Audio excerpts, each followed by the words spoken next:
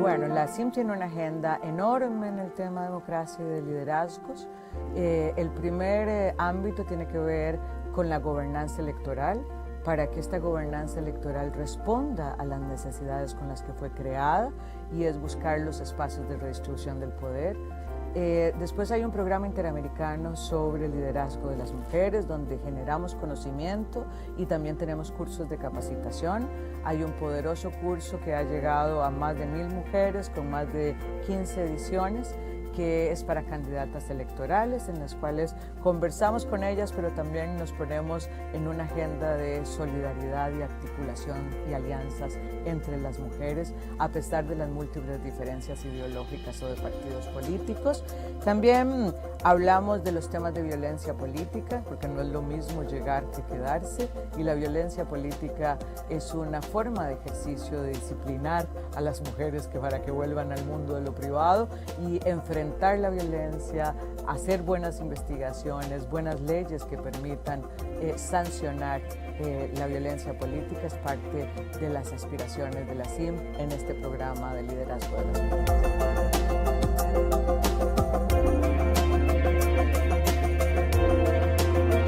La aspiración histórica de las mujeres es estar en el mundo del público, que nuestro trabajo sea remunerado y que tenga un reconocimiento.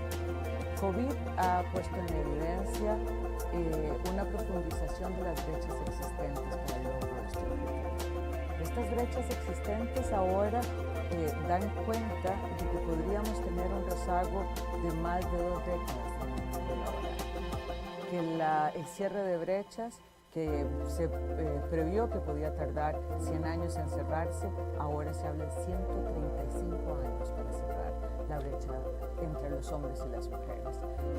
Entonces, nuestro objetivo es que miren el derecho de las mujeres al empoderamiento económico, que el statement "quédate en casa", que es un viejo conocido del patriarcado, no sea que nos quedemos en casa siempre, y que entendamos que la inserción de la mitad de la población, de este talento humano que tiene una serie de ventajas competitivas, es necesario para el crecimiento económico. De manera que la CIM está colocando esta realidad, está colocando las necesidades de las mujeres y está haciendo unas recomendaciones de rutas para poder cumplir con el derecho al empoderamiento económico y con el crecimiento económico que requieren nuestras empobrecidas economías en tiempos de COVID.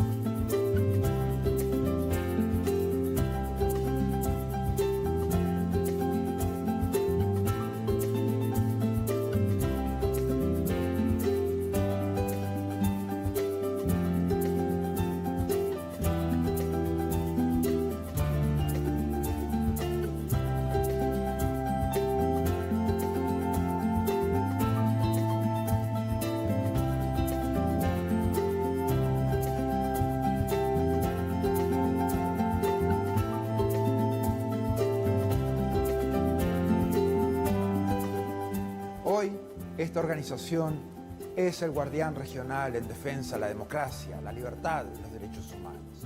Los países se han comprometido con estos valores a través de instrumentos legales como la Carta Democrática Interamericana, la Convención Americana de Derechos Humanos y todas las demás convenciones interamericanas. Nuestro trabajo es mantener los más altos estándares. Debemos ser objetivos, analizar los hechos, denunciar cuando veamos corrupción, inequidad o amenazas a la libertad. En esos casos no podemos ser neutrales.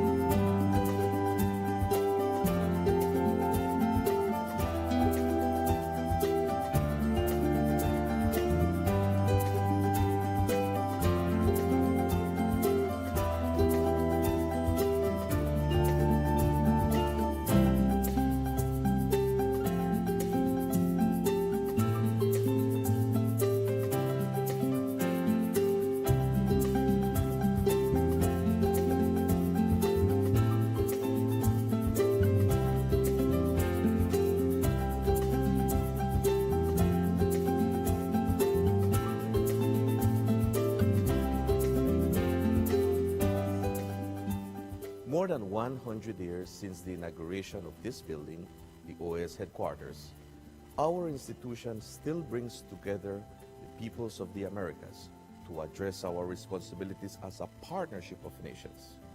As we look to the future, our work must also focus on the construction of a positive agenda that continues to favorably impact millions of lives every day.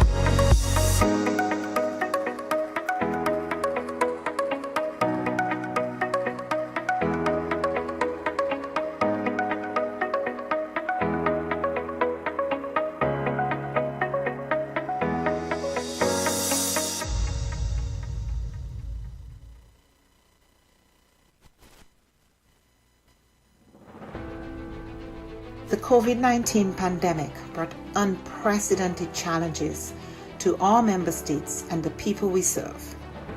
In response, the OAS Secretariat for Integral Development adopted a three-pronged approach by 1. Adjusting our portfolio of existing projects, 2. Exploring new projects to meet emerging needs, and 3. Expanding multi-sectoral partnerships. The results achieved in 2020 demonstrate the resilience of our member states and the commitment of the OAS SETI to work with member states and partners towards our common goals in the development of our region. Our Network on Competitiveness launched the COVID-19 Ideas Accelerator, sharing 250 tools, health solutions, responses, and recovery plans. The Network for Labor Administration published a portfolio of responses from ministries of labor to COVID-19, sharing over 420 measures taken to protect workers, employment, and income. Likewise, The Inter-American Teacher Education Network series, Teaching STEM in Quarantine, provided 117,000 teachers with key tools to continue advancing STEM education during the pandemic. Through its network and platforms, the Inter-American Committee on Ports promoted international and national best practices, guidelines, protocols, and recommendations on COVID-19 safety measures and continuity of logistic operations.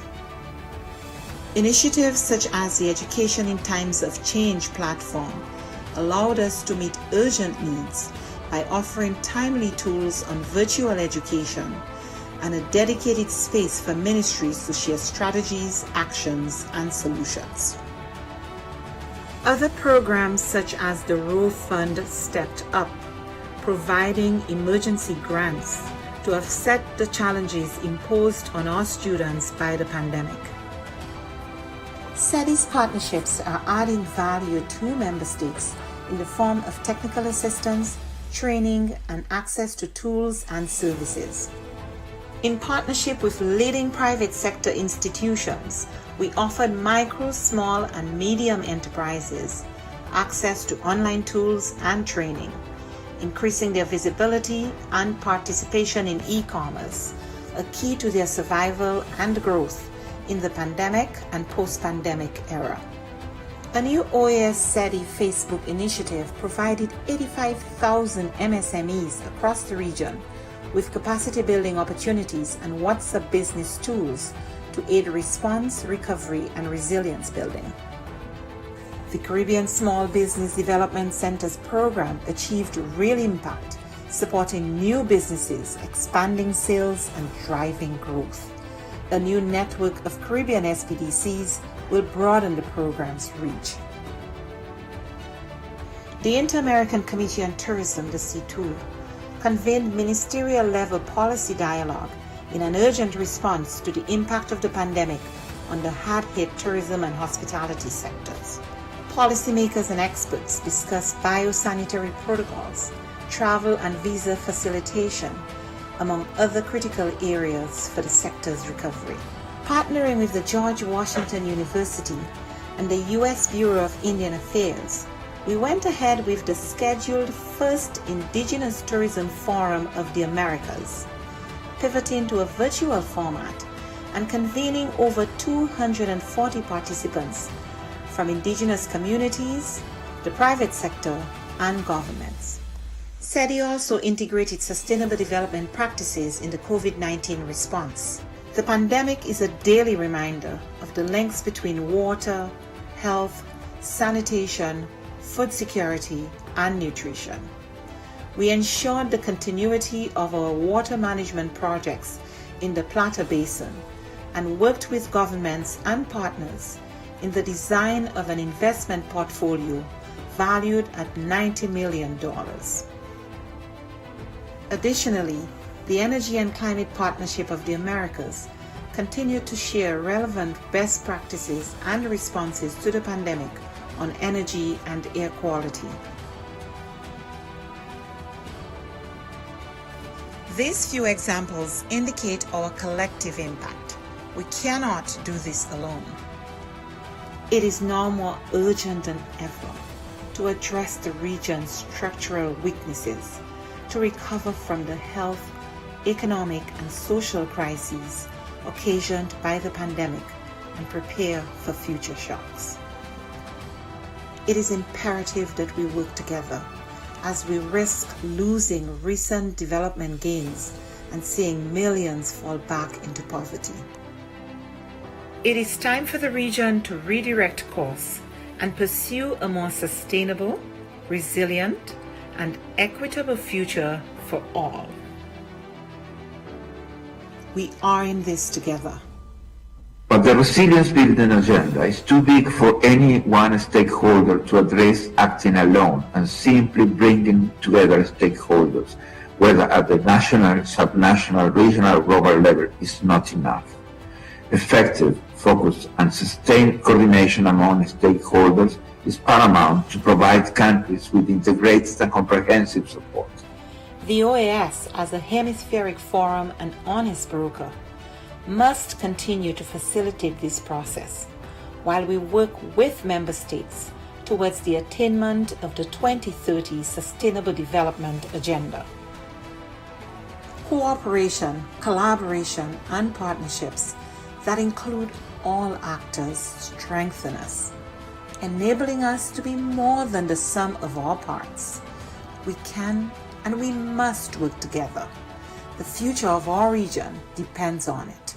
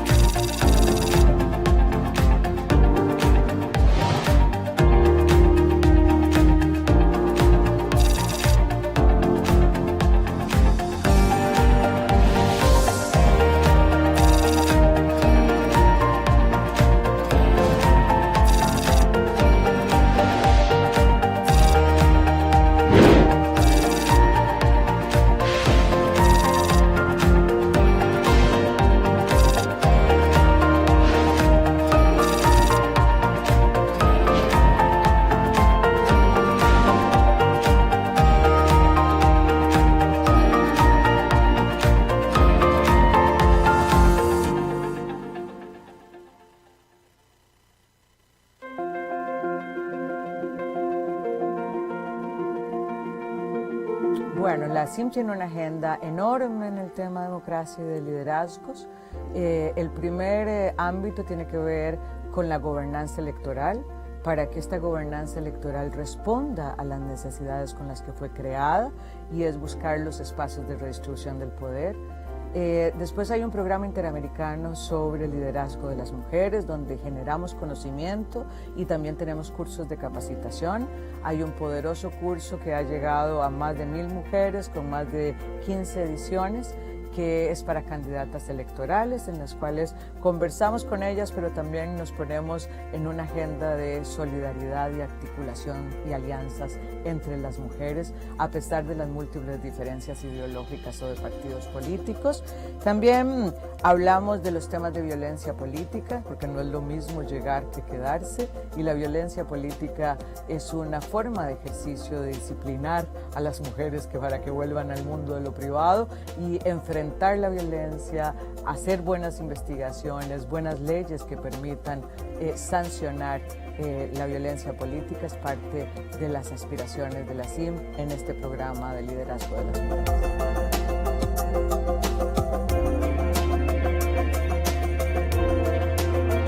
La aspiración histórica de las mujeres es estar en el mundo de lo público, que nuestro trabajo sea remunerado y que tenga un reconocimiento. COVID ha puesto en evidencia una profundización de las brechas existentes para el logro de este objetivo. Estas brechas existentes ahora dan cuenta de que podríamos tener un rezago de más de 2 décadas en el mundo laboral, que el cierre de brechas que se previó que podía tardar 100 años en cerrarse, ahora se habla de 135 años para cerrar la brecha entre los hombres y las mujeres. Entonces, nuestro objetivo es que miren el derecho de las mujeres al empoderamiento económico, que el statement "quédate en casa", que es un viejo conocido del patriarcado, no sea que nos quedemos en casa siempre, y que entendamos que la inserción de la mitad de la población, de este talento humano que tiene una serie de ventajas competitivas, es necesario para el crecimiento económico. De manera que la CIM está colocando esta realidad, está colocando las necesidades de las mujeres y está haciendo unas recomendaciones de rutas para poder cumplir con el derecho al empoderamiento económico y con el crecimiento económico que requieren nuestras empobrecidas economías en tiempos de COVID.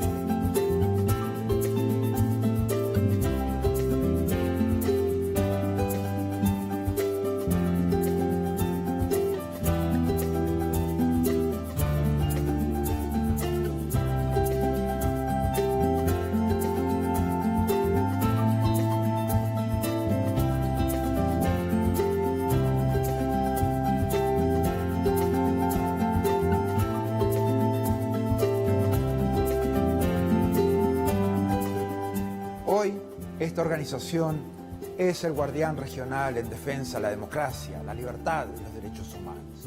Los países se han comprometido con estos valores a través de instrumentos legales como la Carta Democrática Interamericana, la Convención Americana de Derechos Humanos y todas las demás convenciones interamericanas. Nuestro trabajo es mantener los más altos estándares. Debemos ser objetivos, analizar los hechos, denunciar cuando veamos corrupción, inequidad o amenazas a la libertad. En esos casos no podemos ser neutrales.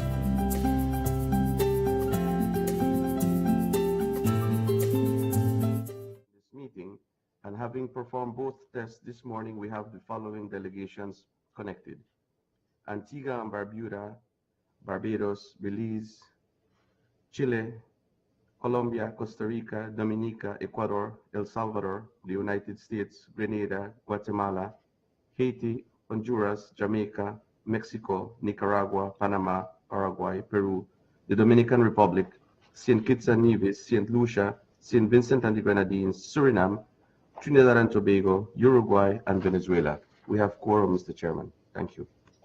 Thank you very much, Ambassador. Good morning, esteemed colleagues. I am pleased to declare open this regular meeting of the Permanent Council, convened to consider the items contained in the order of business, document CP-OD-2369/22, which I hereby submit for the consideration of this council. There being no observations or comments, we will proceed to adopt the order of business without amendment. Adopted. The first two items on our agenda correspond to this Permanent Council's welcoming of two distinguished representatives of the Caribbean community. Excuse me, Mr. Chairman, you have a point of order from Nicaragua. Thank you.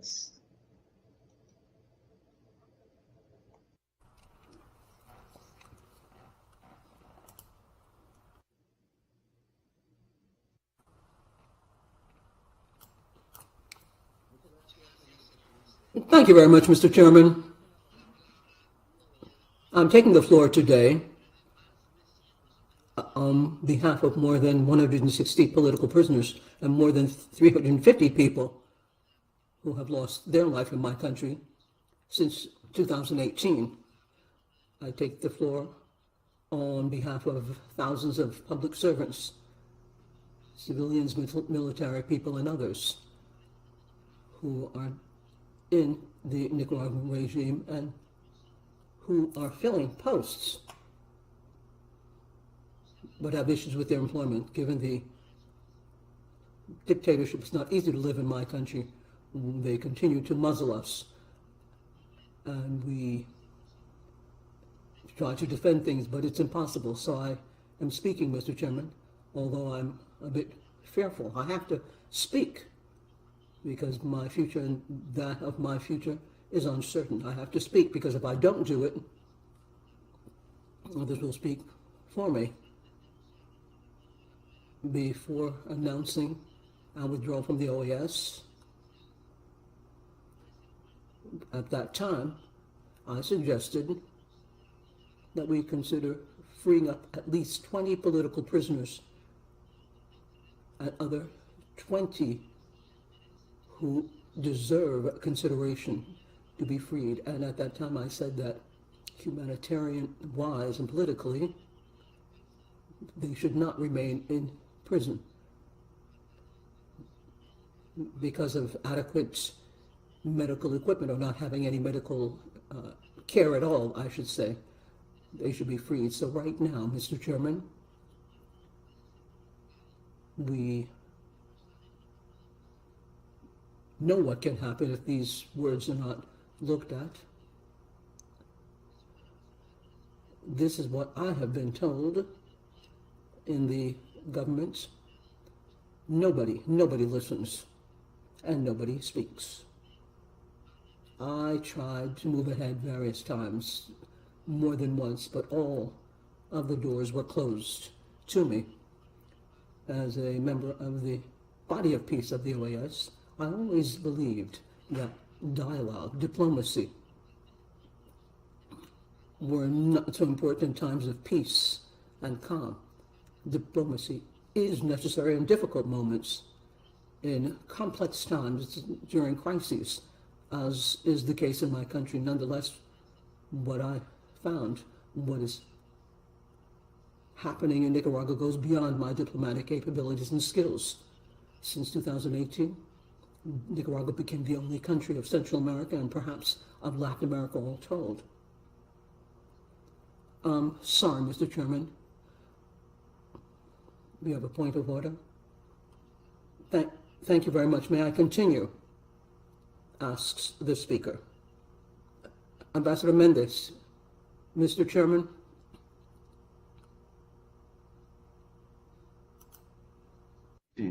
You can do the point of order and then return to the ambassador, if that is what you wish to do, sir. I will ask you to finish to let. Okay. Would you be kind enough to finish Nicaragua, please? Yes, I will. It's just 1 minute and a half. Desde 2018 Nicaragua se convirtió en el Since 2018, Nicaragua became the only country where there were political prisoners, journalists were political prisoners. There is no free human rights. Everything was clamped down on. People were tortured. People were put away. There are no independent. There is no election that is credible. This year began with universities being clamped down on, Catholic, evangelical, other kinds of civil societies were clamped down on. And the list continues to grow, Mr. Chairman. 180,000 Nicaraguans have fled from the country and others continue to flee as I speak right now. So, Mr. Chairman, to conclude, I would like to say that though it seems so, that it seems everything is lost and the panorama looks dark or glim, there is hope, I say to you, Secretary General, and many people believe that there is hope. I would like to tell you that people inside the government and people outside of it are tired of the dictatorship, tired. And increasingly, there are going to be more people that say, enough, that's enough, because light always overcomes darkness. You can silence people some of the time or fool people some of the time, but not all the time. But God is there. But never, never, Mr. Chairman, will we forget this. Thank you very much. Next, we have another point of order from Ambassador Abdallah. You have the floor, sir.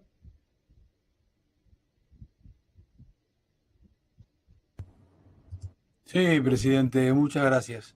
Le pido que nadie me interrumpa si... Thank you very much, Mr. Chairman. Thank you very much. What was just said by the ambassador of Nicaragua is quite a lot. When we have this kind of meeting as we have today, I imagine that those words would have to have been said. Not only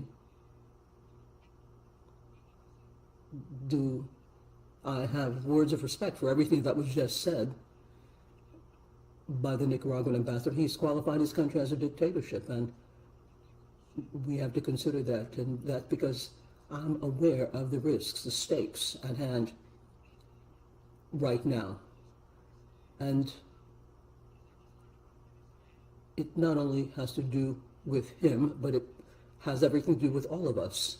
And I say this because we're quarreling for quite some time now, because we have to have democracy in the region. It has to be real, it has to be substantial. But when these kind of things happen, or when these events happen, when they're all around, what we have to do is be committed.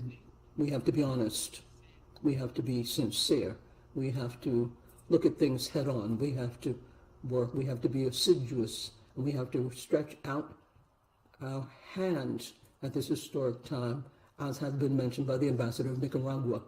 It's not a day that we have to look askance at. We have to be aware of what is happening when people are living through this. Few times as this happened, as has happened, and this is of utmost importance, and I'm very moved by it. Thank you. I see we also have another point of order from Peru. Ambassador Forsyth, you have the floor, sir. And that would be followed by...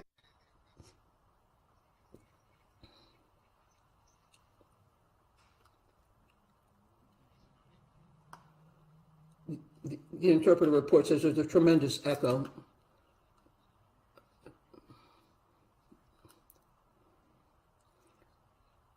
Mr. Chairman, I just wanted to point out that what was just mentioned by Ambassador McField in this permanent council is part of the history now of the Organization of American States. And I would like to point out that this colleague has had extraordinary courage to make those comments and to mention what was mentioned. There's a lot of ground to cover yet, much to do. Thank you very much. Mr. Chairman. The Ambassador for Antigua and Barbuda, you have the floor, sir. Mr. Chairman, before I say what I wanted to say, from the very beginning, I need to point out to you that the first point of order made here was mine. Somehow you decided that others who made points of order after me should precede me. I don't quite know what the reason for that is, but I have to tell you that I take strong objection to it. Now, having said that, Mr. Chairman, what we just heard was a remarkable statement, and I congratulate the Speaker from Nicaragua for the statement that he's made. You'll recall just a few weeks ago, that same Speaker, in strong defense of the regime that he is now disavowed, said a number of things about other countries which are stable democracies that uphold the rule of law and democracy. I am very pleased that he has now seen the wisdom of his ways and has chosen the course that he did this morning. I agree with the Ambassador of Peru that he showed remarkable courage and that we must support him as best we can in the decision that he has made and the exposure that he has made of what is happening in Nicaragua. That must be a lesson to us all, Mr. Chairman, that we should not sit in the councils of the Organization of American States with tyrannical regimes of any stripe and for whatever reason. No amount of trade, no amount of supplies can be worth human life. And we cannot continue to make decisions that are based not on the principles of democracy and the rule of law and of humanity, but on matters of economic benefit. There is no economic cost to a human life. And that, Mr. Chairman, is the lesson we must learn from what we heard this morning. I congratulate the representative, the former representative, I assume, of Nicaragua, and undertake to give him as much support as it is possible to give someone in his circumstances. He has made a brave statement, but he's also exposed a dangerous evil amongst us. Thank you very much, Mr. Chairman. You're most welcome, sir.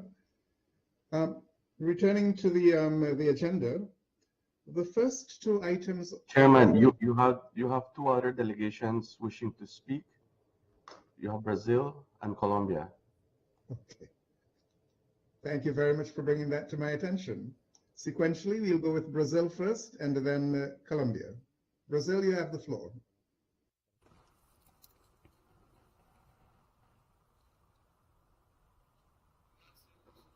Thank you very much, Mr. Chairman.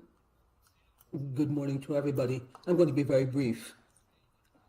I would very much remind you that Brazil has already supported democratic initiatives in the OAS as well, and particularly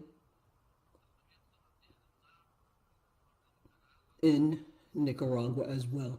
Brazil is one of the countries that didn't recognize the elections on the 21st, and in compliance with the permanent representative of Nicaragua, let me just greet and commend that courage which pointed to the basic values of a public servant.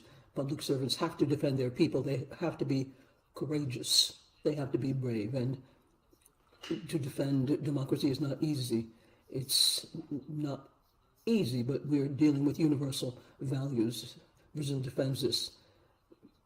Once again, I just wanted to commend Nicaragua in these brief comments for the overwhelming clarity in speaking about his country and the courage to point to those events. Thank you very much. Ambassador, we now turn to the Ambassador for Colombia. You have the floor, sir.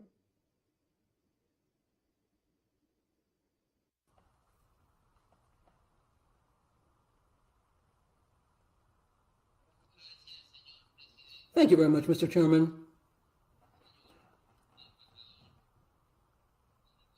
Ambassador of Nicaragua, Arturo Martin. I remember with all the comments that were made before mine, many things, but I would only like to say and acknowledge the very valuable attitude taken on by Ambassador Martin.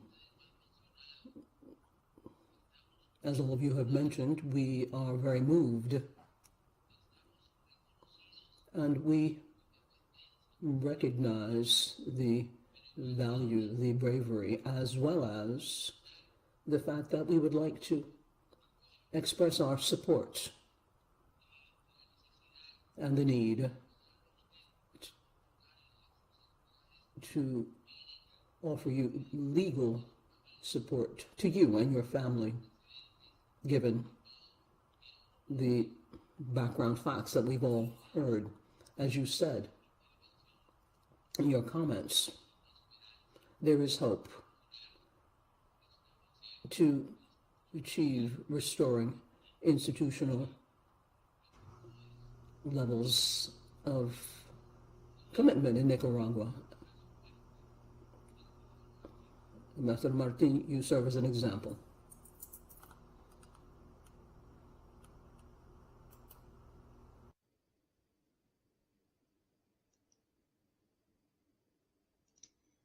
Next, we have the ambassador for Chile. You have the floor.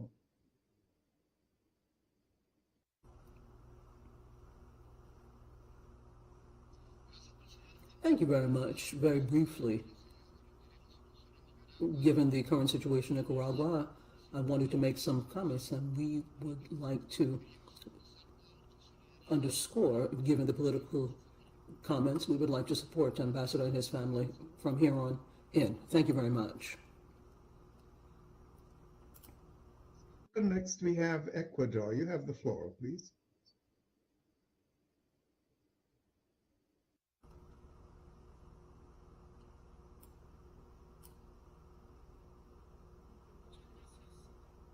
Thank you very much, Mr. Chairman.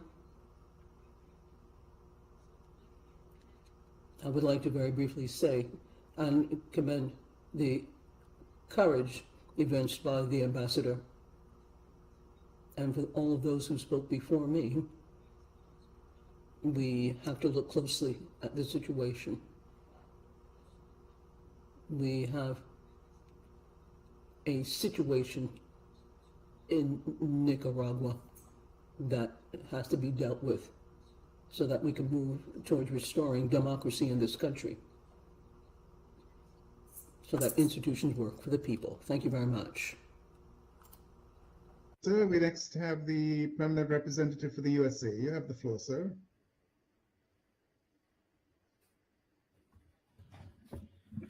Thank you very much, Mr. Chairman. I would just like to congratulate my friend and colleague, Arturo McFields, for the courageous stance that he has taken today. I know that he is a Nicaraguan patriot. I also know or suspect that he has been torn between his patriotism and his views on the importance of the observation of democracy and human rights in his home country. I think he has taken the right choice. I hope that it proves to be, I hope that the government in Nicaragua is listening and takes away the right message, that if they continue down the same path, they cannot help but lose the support of their own people. And to Arturo, I just say, well done. Thank you. Thank you very much, sir. Next, we have Venezuela. You have the floor, sir.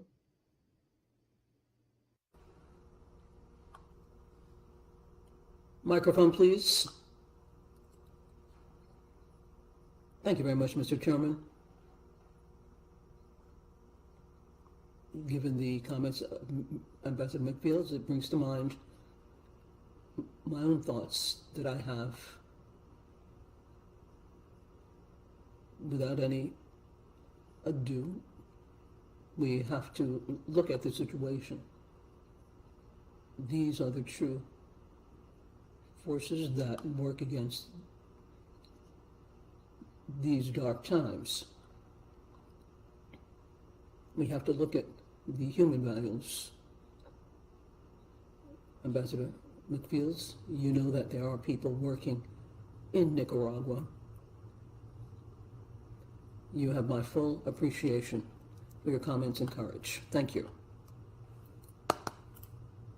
Next, we have the representative or the ambassador for Canada. You have the floor, sir. Thank you. Thank you very much, Mr. President. I think all of us were deeply touched and moved by what we heard this morning, and I wanted to add my voice to others who've already spoken to congratulate Ambassador McFields on what must have been a very difficult personal decision. Arturo is somebody who cares very deeply about his country, and he's somebody who cares very deeply about people, including his family, his friends, and people in this organization as well. So my words this morning are meant to be words of support, words of support to him, but also meant to be words of support to other human rights activists in Nicaragua and others who have been struggling and working very hard to convince the government of Nicaragua of the need to make these necessary changes for the benefit of the people of that country. Arturo, you have my admiration for the decision that you have made, and I thank you for speaking this morning at the Permanent Council meeting. Thank you. Thank you very much. Next, we have the ambassador for Paraguay. You have the floor.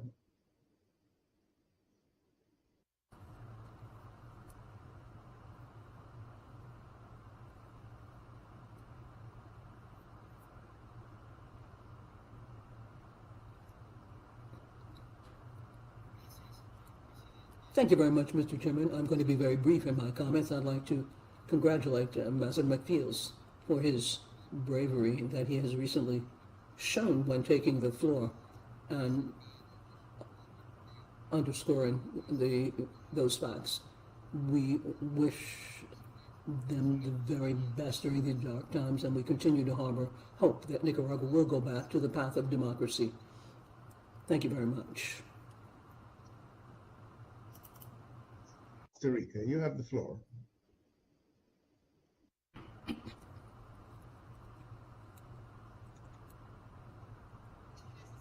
Thank you very much, Mr. Chairman. First and foremost, I wanted to recognize the courageousness of Ambassador McFields. We truly appreciate him for raising his voice on behalf of his people, on behalf of so many political prisoners, so many people who have been deprived of their human rights in these very difficult times when there is so much arbitrariness and the dearth of human rights in his country.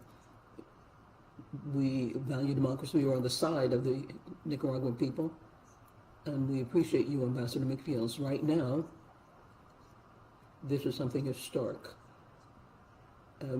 We hope that we can move ahead during this difficult situation. We appreciate those who have made comments, the ambassadors who have made comments, and we support your efforts. We support rule of law, the defense and promotion of human rights, and a restoration of democracy in Nicaragua. We are supporting you in all democratic institutions, the freedom of expression. Ambassador, we're with you, and we wish all the best to you and your family. Thank you very much. Next, we have the representative or the ambassador for Panama. You have the floor.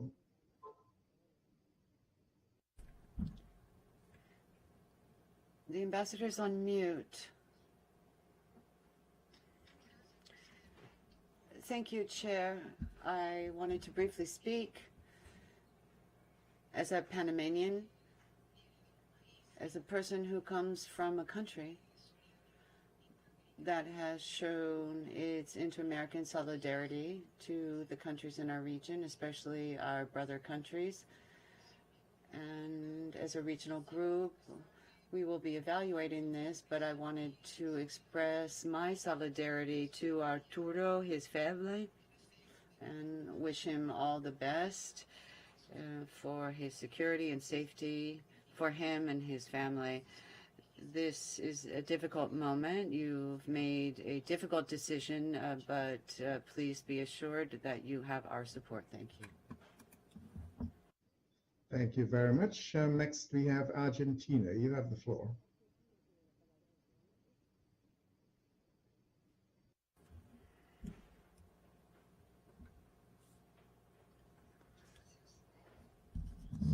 Thank you very much.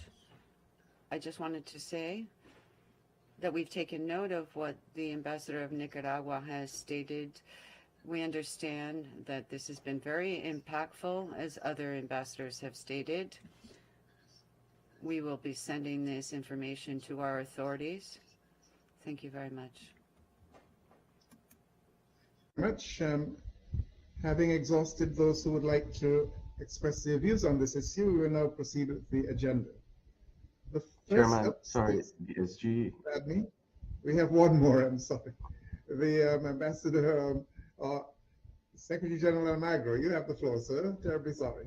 Thank you. Quiero I wanted to acknowledge what Ambassador McFields has done. He has taken the ethical stance, which reflects the values and principles of this organization. In that regard, the General Secretariat would like to offer him protection, and we want him to know that he can count on the General Secretariat for those purposes in order to ensure protection to Ambassador McFields. Thank you. Very much. It appears that there is another. That is Mexico. You have the floor.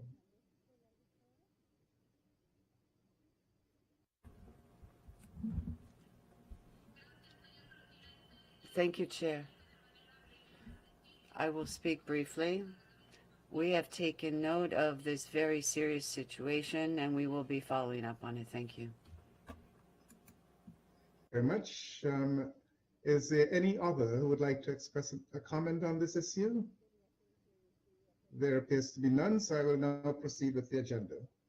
The first two items on our agenda correspond to this Permanent Council's welcoming of two distinguished representatives of the Caribbean community. The floor will be offered to delegations after welcoming the permanent representative of St. Lucia.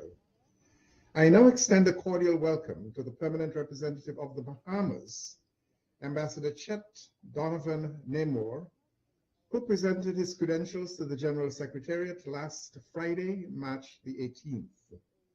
Ambassador Namor is an accomplished professional and diplomat with expertise in the disciplines of economics, finance, human resources and project management, policy development, and international relations. He has extensive international and multilateral experience, including his appointment as permanent representative of the Bahamas to the United Nations in New York, deputy chief of mission in the Embassy of the Bahamas in Washington, D.C., and interim representative to the OAS. Ambassador Namor also has experience within the General Secretariat of the OAS, where he has served in multiple posts, including Special Envoy, Ombudsman, and Director of Procurement, respectively. Ambassador Namor, welcome back to the OAS. We are delighted to have you rejoin us. The floor is yours, sir.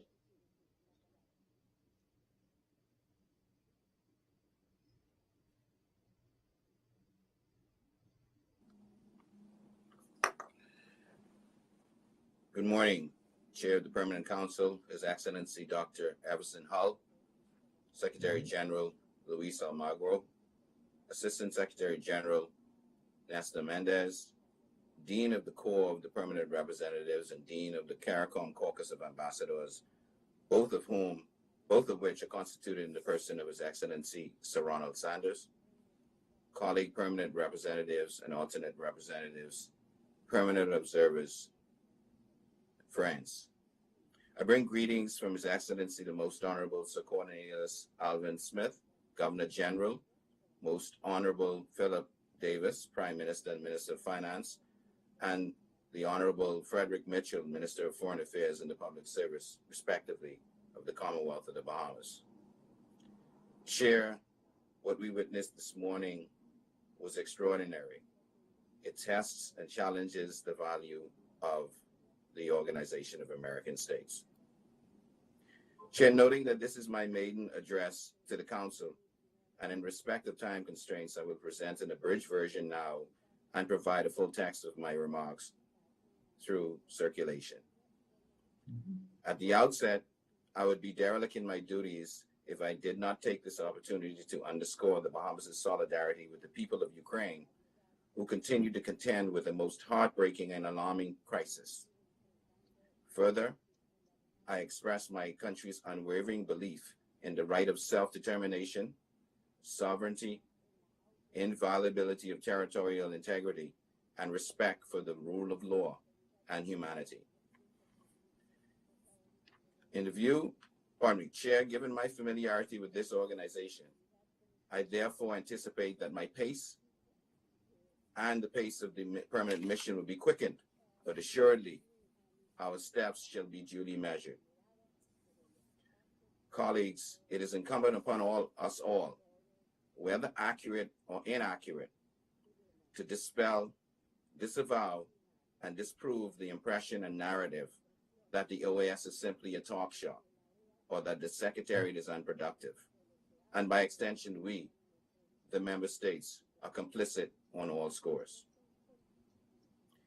Chair, the Bahamas is ever confident that as the premier multilateral mechanism for the hemisphere, the OAS's fundamental importance for small states like my own is through the convening power and political legitimacy and the knowledge that the organization can bring to bear coordinated and real results. Invariably, the four pillars of this organization serves as a means to secure and preserve a rules-based system in the Americas. Hence, in our engagement at the OAS, the Bahamas would be guided by the principles of collective responsibility for solving collective challenges, holding steadfast to the belief that we are all vested. There shall also be diffuse reciprocity in the commitments taken on by big states and small states alike.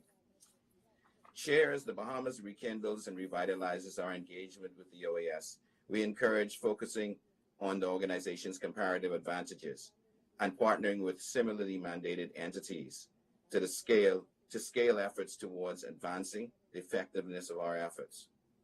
We therefore respectfully urge the Secretariats to add value and demonstrate relevance. Chair, I therefore crave the indulgence of those present as I take this opportunity to convey, in the context of the four pillars, the summary of priorities and areas of acute interest for the Bahamas. Development. On the matters relative to development, the Bahamas reiterates its appreciation and support for the development agenda and the initiatives of the OAS. We anticipate enhancement of the Secretariat of Integral Development's existing cooperation with the Bahamas, with particular focus on economic recovery, climate action and implementation, and access to development financing and climate financing. The Bahamas will also be advocating for technical support and capacity building in various areas, including the development and leveraging of carbon markets, carbon measurement, reporting, verification systems, and climate change data collection and storage. The Bahamas encourages the broadening and modernizing of the development financing indicators through the incorporation of a multidimensional vulnerability index. To this end, we will also anticipate that the OAS will lead the way by integrating these more modern metrics into its own administrative architecture. In respect of security, the Bahamas will continue to prioritize collaboration and efforts on multidimensional security space towards the realization of our Americas as a zone of peace. Chief among these priorities will be citizen security, aviation security, and continued work on port security, cybersecurity and cybercrime, and special security concerns of SIDS, such as those related to disasters, irregular migration, where we would also welcome capacity building and technical assistance support, which is structured and predicated on the basis of respect for sovereignty and mutuality. And that, with respect to migration, also aims to limit push factors. Having regard to the third and fourth pillars, human rights and democracy, respectively, we must continue to strive for more constructive and effective means of supporting democratic rule and preservation of human rights among our member states. While the OAS is certainly a fraternity of democracies, and we have committed amongst ourselves to hold each other accountable for upholding high expectations and around the rule of law and preservation of democratic principles, we must, through introspection and a process of renewal, revisit our approaches which may have contributed to the departure of our sister hemispheric states from this vital organization. Chair, the Bahamas also appreciates the valuable work being done by the relevant organs of the OAS to protect and preserve the fundamental and inalienable human rights that we all possess, and the initiatives instituted towards socioeconomic empowerment of women and girls, safeguarding the rights of the marginalized communities and internally displaced individuals, and the elimination of racial and other forms of discrimination within our societies. The Bahamas hereby commits to renew engagement in these endeavors as we seek to advance the cause of a more just, humane, inclusive, and equitable Americas. Chair, I wish to address the proverbial fifth element that is deserving of attention. That is the organization's administrative and budgetary matters. And here, true to form to those who know me, I will tender an elaboration in that regard. Chair, the financial woes and challenges of the OAS should not render the organization into a state of paralysis. Admittedly, the finances requires due care, immediate and relevant attention. As such, the Bahamas pledges to be at the forefront of supporting such endeavors.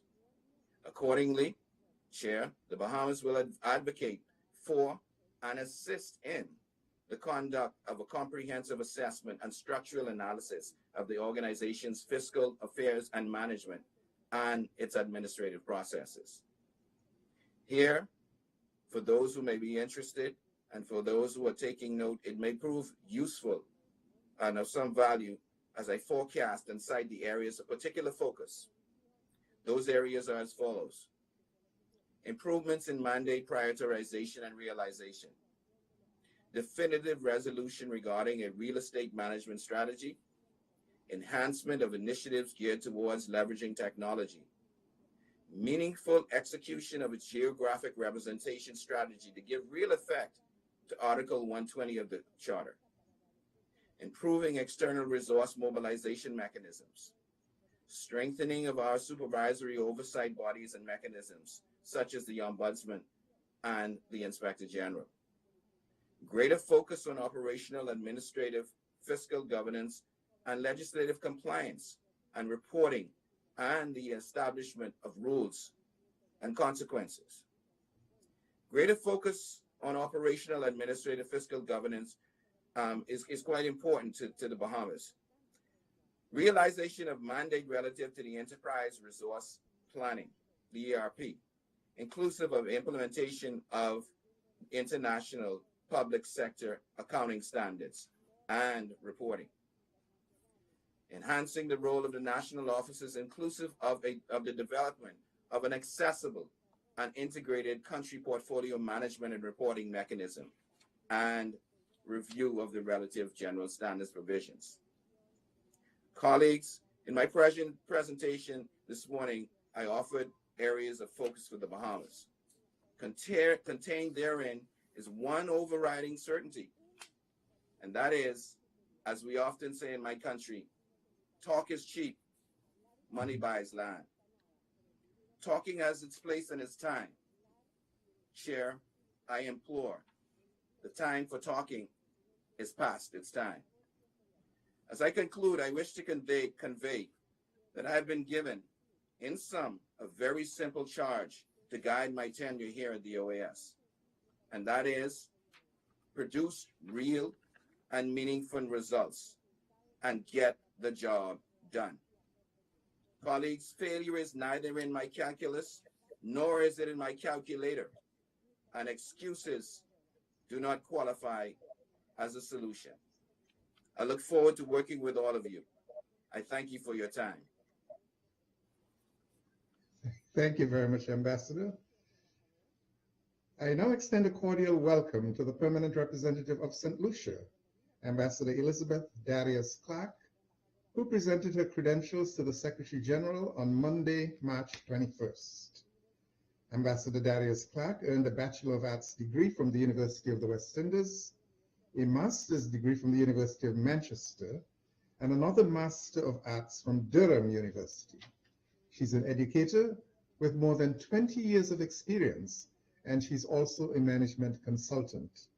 This is her second appointment as permanent representative of St. Lucia to the OAS, a position she previously held between 2015 and 2016. Ambassador, welcome back to the OAS. We are also delighted to have you back with us. You have the floor, Madame.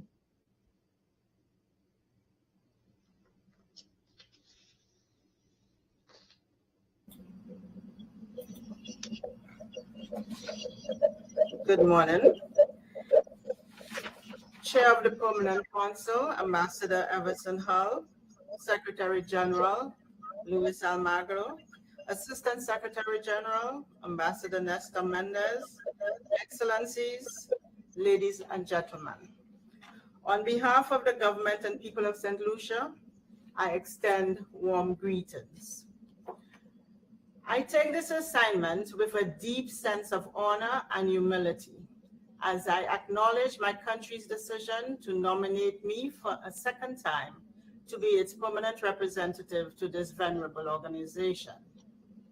I reiterate my gratitude to Prime Minister, the Honorable Philip J. Pierre, and the Honorable Alva R. Baptiste, Minister for External Affairs, International Trade, Civil Aviation, and Diaspora Affairs, for the confidence that they have placed in me in leading St. Lucia's engagements with the OAS.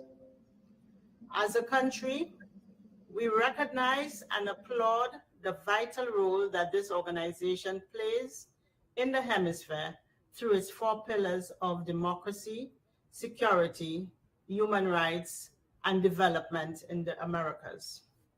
Among my country's top priorities are national security, the stabilization of the economy from the effects of COVID-19 pandemic, the elimination of poverty through targeted policy development and execution, and the suppression of domestic violence through stronger legislation. On 8th March this year, International Women's Day, the Parliament of St. Lucia adopted one of the more progressive pieces of legislation in the Caribbean region on domestic violence, the outcome of years of work on that issue. As the government advances the cause of gender equality, St. Lucia welcomes the formation by the OAS of the high-level group to promote the implementation of the recommendations of the electoral observer missions in the field of women political participation. We also applaud the OAS Secretariat in putting together, under the distinguished leadership of former President of Costa Rica, Laura Chinchilla, such a group of prominent regional leaders. St. Lucia stands firmly behind the recommendations of the OAS electoral observation missions aimed at achieving more inclusive electoral processes that allow women in the Americas to fully exercise their political rights. At home, our government, under the leadership of Prime Minister Honorable Philip J. Pierre, has taken concrete action to demonstrate its desire to embrace more women in the political process. In the Senate of St. Lucia, the upper house of our parliament, 4 women are included in the 6 government senators allowed by our constitution. Whereas the representation in the lower house continues to be skewed towards male representation, our Prime Minister continues to reach out to women to come forward to take their place as candidates in our electoral process. As such, St. Lucia will continue to play an active role in the work of the Inter-American Commission on Women. The work being undertaken by the CIM is most valuable to the advancement of women's rights and well-being. We continue to urge that the CIM pay particular attention to the nuances in some member countries like St. Lucia and implement programs accordingly. We look forward to continued engagements with Ms. Yasmin Odlam, the Caribbean specialist at the CIM, in ensuring that the Caribbean is given greater visibility within the work of the CIM. Also included as a high priority is my government's resolve to remain active in the fight against climate change. In addressing the recently completed plenary of the 5th session of the United Nations Environment Assembly, St. Lucia's Minister of Sustainable Development, the Honorable Sean Edward, made this clear when he said, and I quote, St. Lucia is fully committed to its contribution to global environmental sustainability. While the pandemic has caused a reallocation of funding to ensure a resilient healthcare sector, it has also shown us the importance of mainstreaming efforts and support in our climate change agenda, unquote. We therefore look forward to the full implementation of all the mandates adopted at the 51st General Assembly on the issue of climate change. Mr. Chair, the ongoing war in Europe between Russia and Ukraine reminds us of the importance of protecting, supporting, and promoting the purpose of the organization as the gatekeeper of peace in this hemisphere.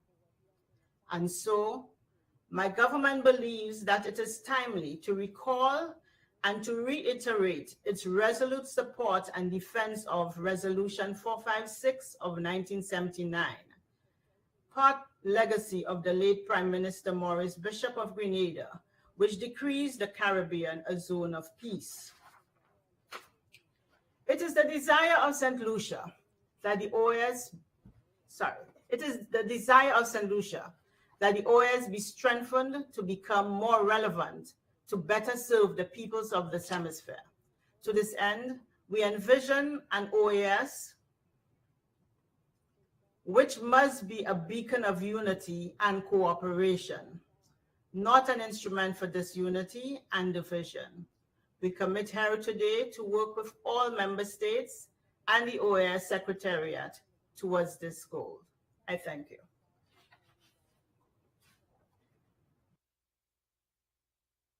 Off to the request for presentation by both Antigua and Barbuda and Belize, as well as Panama. I would like first to offer the opportunity for the regional coordinators to offer their comments should they choose to do so. The regional coordinators, you have the floor.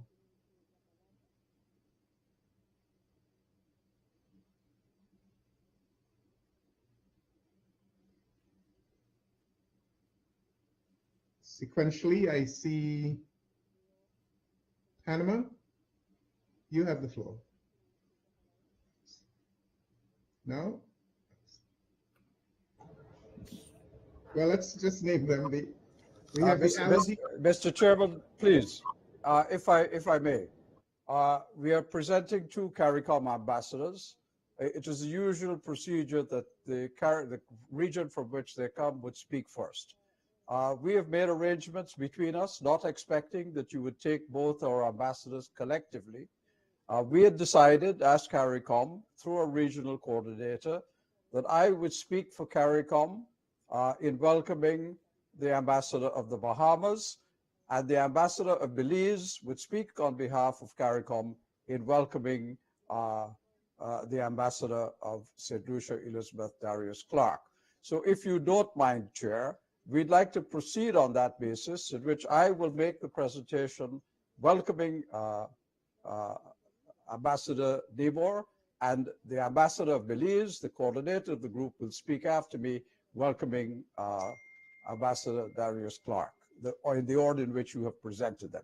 If that is acceptable, Chair, I will proceed. That is entirely acceptable, sir. You have the floor.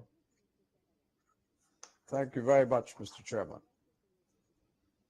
Mr. Chairman, this is a special occasion for the CARICOM family, for whom I speak on the admission of Chet Donovan Nemore to this permanent council as the Ambassador of the Bahamas. One of the tasks of persons of my generation is to encourage and promote the development of our younger colleagues, to whom we expect to pass the baton in the long and arduous race of service to our countries.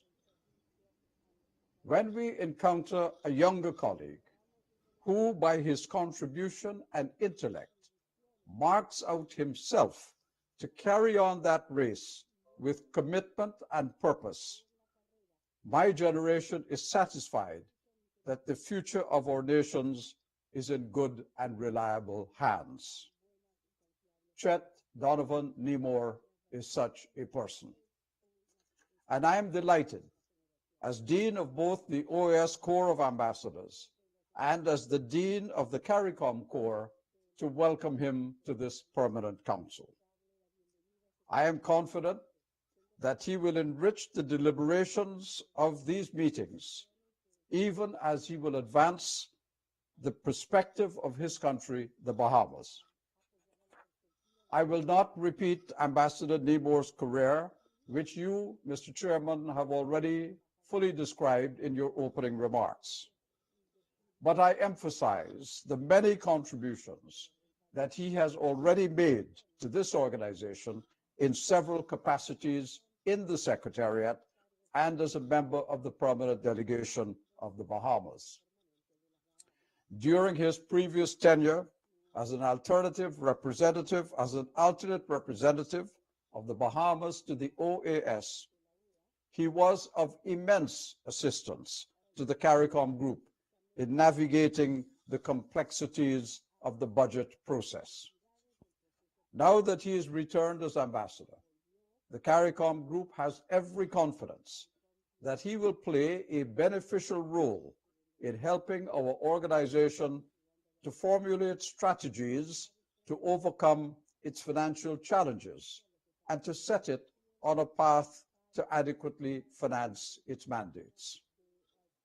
More than anything else, Chet Nemore brings a balanced approach and a level head to the work of the OAS. These are characteristics that were fashioned from the culture of his country, an island chain that today enjoys the highest per capita income in all of Latin America and the Caribbean. And that is a stable democracy with a long tradition of respect for the rule of law and for the importance of multilateralism. We have all heard his presentation today, Mr. Chairman, and he has given us a taste of what we can expect in the future. I am personally very proud of Ambassador Nemore. Speaking for the CARICOM group, we are delighted that he has joined this permanent council. We have every confidence that he will contribute immensely to our decision-making in furtherance of the work of the OAS and in the interest of all our peoples. Welcome, Chet Donovan Nemore, Ambassador of the Bahamas. Thank you, Mr. Chairman.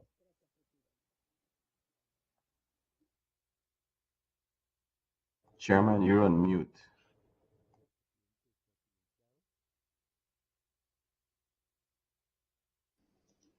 Thanks. Next, we have the Ambassador for Belize. You have the floor, sir.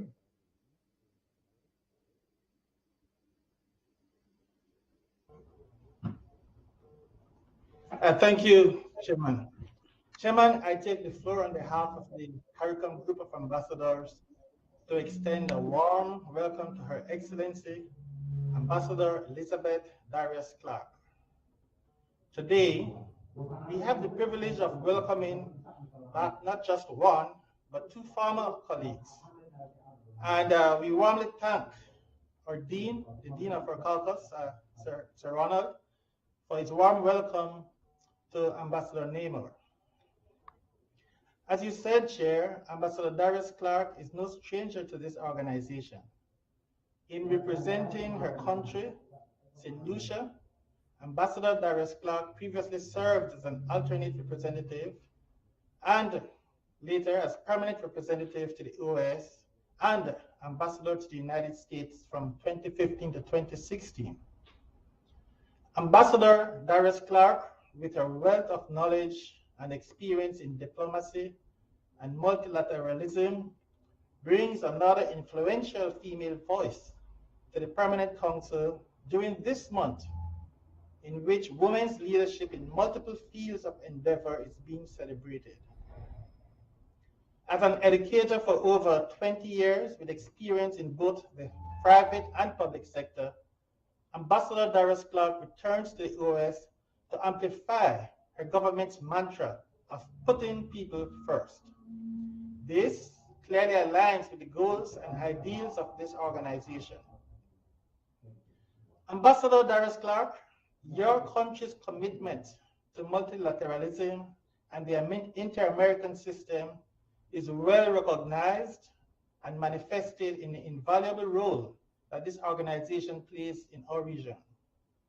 Excellency, you have joined us at the most challenging time in this hemisphere, and indeed the entire world grappling with the development setbacks caused by the COVID-19 pandemic, as well as the fallout from the eruption of hostilities in Eastern Europe.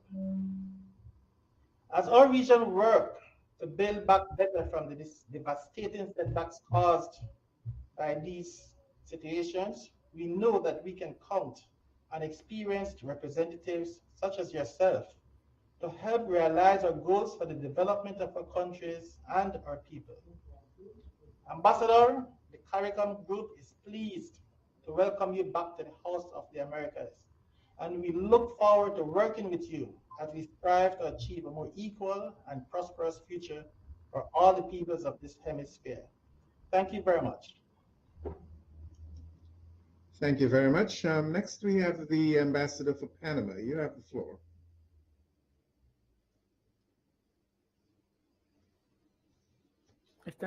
Gracias, señor presidente. Thank you very much, Mr. Chairman.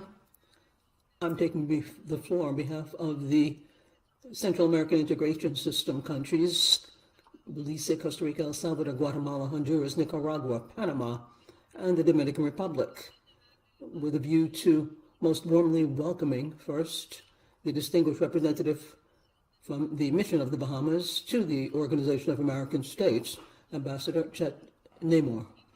The regional group, SICA, greets the appointment of Ambassador Chet Namor with a career of more than 28 years in the public service of his country, with great knowledge of the Organization of American States as well, not only as a representative for the illustrious government of the Bahamas, but also as a permanent servant of this organization.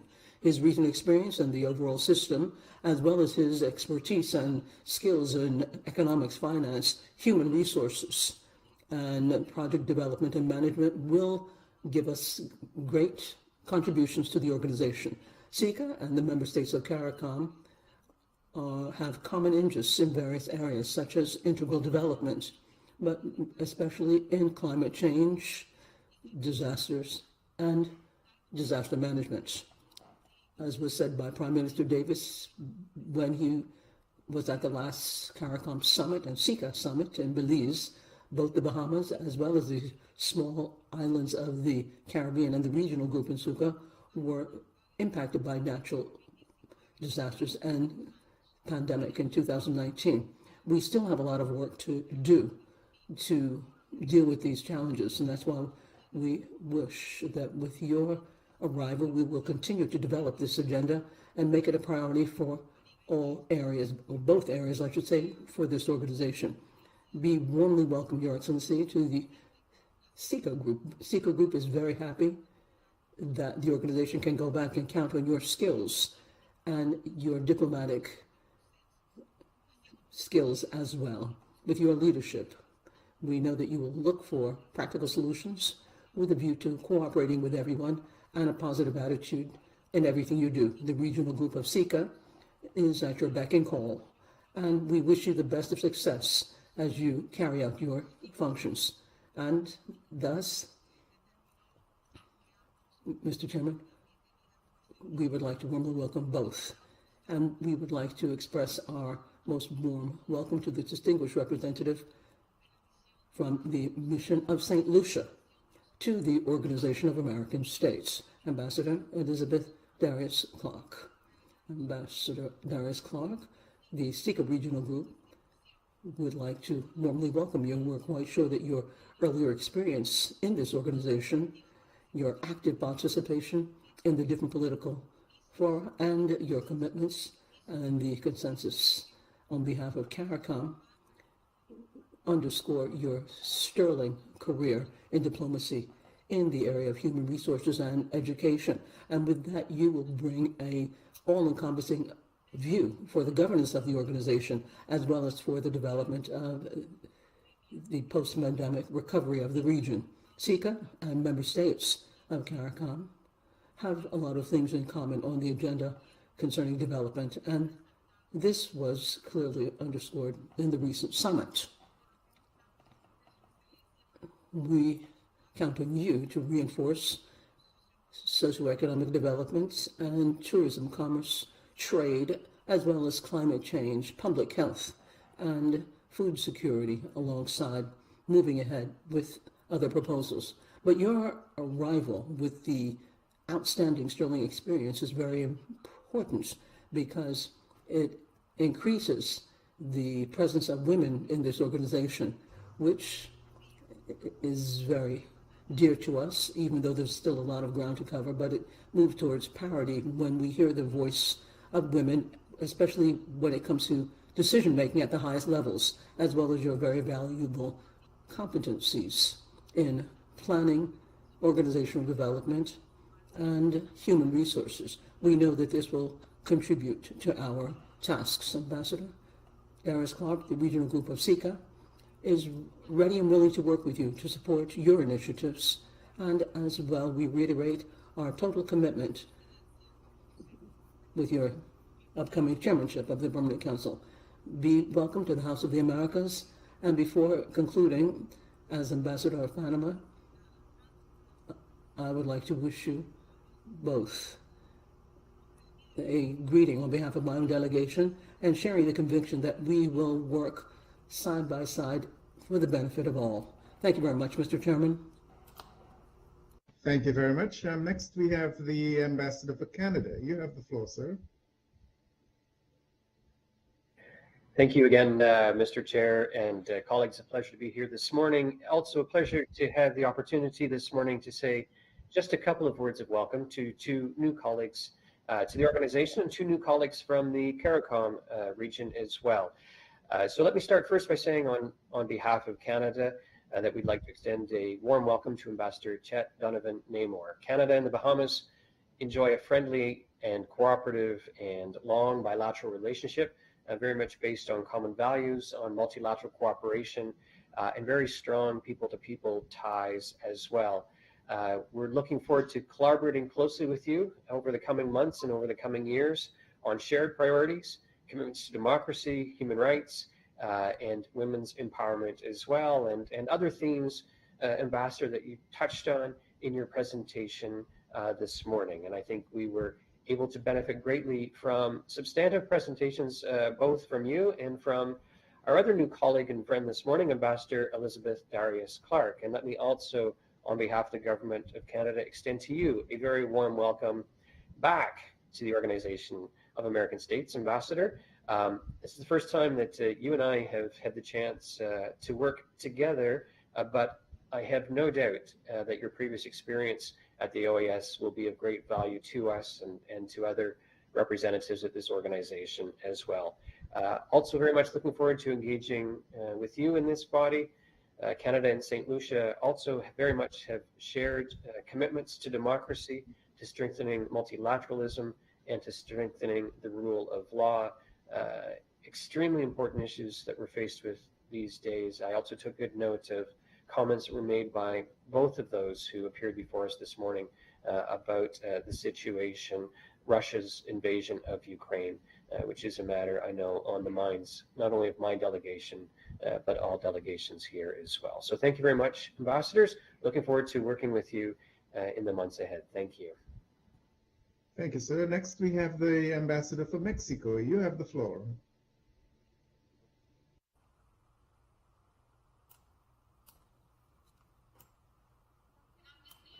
Thank you very much, Mr. Chairman. My delegation would like to warmly welcome ambassadors from the Bahamas and St. Lucia. Both have deep knowledge of the OAS, which augurs well for us and our diplomatic work in Mexico. Relation with CARICOM countries is strategic because, like you, we believe in multilateralism for development and peace. And my delegation hopes to work hand in hand with you. We commend and celebrate that St. Lucia has come again to take up this post, and we're quite sure, and we look forward with your leadership that we can strengthen the integral development of the organization. Be welcome, ambassadors. Thank you very much, Mr. Chairman.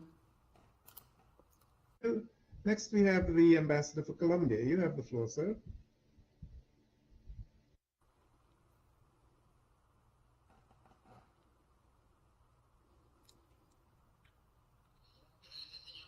Thank you very much, Mr. Chairman. On behalf of the regional group ALADI, we would like to warmly greet Ambassador Chet Donovan Namor, permanent representative of the Bahamas, and Ambassador Elizabeth Darius Clark, permanent representative of St. Lucia, who today come together with us at the Permanent Council. There is no shadow of a doubt they have the credentials to strengthen our work to the benefit of the entire region. You have our full-fledged support to fulfill all of the responsibilities we have. Thank you very much, Mr. Chairman. You're very welcome, sir. Next, we have the Ambassador Abdallah, Washington. You have the floor, sir.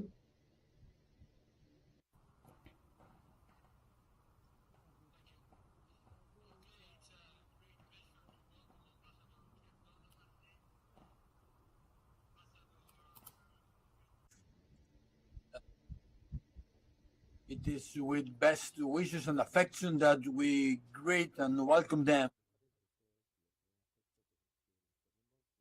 It's a pleasure to have you in this house.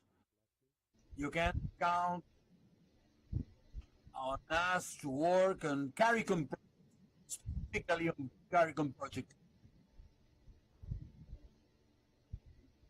I know the region, I love it, and I will help it in any way I can. That's my very sincere.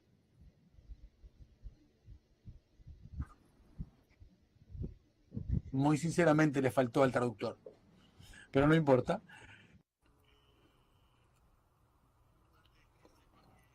Now, speaking in Spanish is very important to work with you in everything that has to do with priorities that CARICOM has. Is a region which for us is really of crucial importance, important in all senses because of the involvement with the organization and because of the commitment that it has to the organization and because of the complicity, as it were, in wishing the best prosperity for its people. So count on us in everything and everywhere, and hopefully face to face insofar as possible. face-to-face, all the better. Thank you very much, Mr. Chairman. Thank you very much. Next, we have the representative for the USA. You have the floor, sir.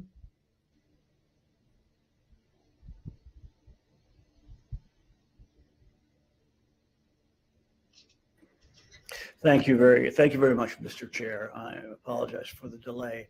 The United States wants to warmly welcome Ambassador Chet Donovan Nemore as the new permanent representative and ambassador of the Bahamas to the OAS. I know Ambassador Nemore from his previous tenure in Washington, and based on this knowledge, I have no doubt whatsoever that he will be an effective leader and a great colleague in the Permanent Council. We look forward to working with Ambassador Nemore on development, climate, human rights, peace and security, and many other issues important to the United States and the Caribbean. We also look forward to continued cooperation with the Bahamas on our shared interests. Thank you very much. If you will allow me just another moment, I'd also like to welcome Ambassador Elizabeth Darius-Clark back on her return to the OAS. My delegation had the pleasure of working with Ambassador Darius-Clark when she served as St. Lucia's ambassador to the United States in 2015 and 2016, I believe it was. As a well-respected and seasoned diplomat, we're glad she will be representing St. Lucia in our mutual efforts to increase security, prosperity, democracy, and development in the Caribbean and the wider hemisphere. We also look forward to continued cooperation with St. Lucia on our shared bilateral interests of public health and climate change, and as well as in the OAS under Ambassador Darius-Clark's leadership in the organization. Thank you very much. Thank you very much, sir. Next, we have Argentina. You have the floor.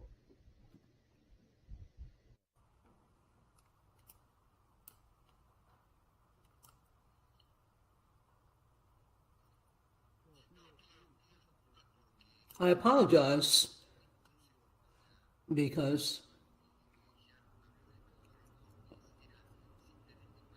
I would simply like to offer our warm welcome to the ambassadors, notwithstanding anything else. And I repeat my affection for all of you. I'm sorry about that snafu, says the speaker.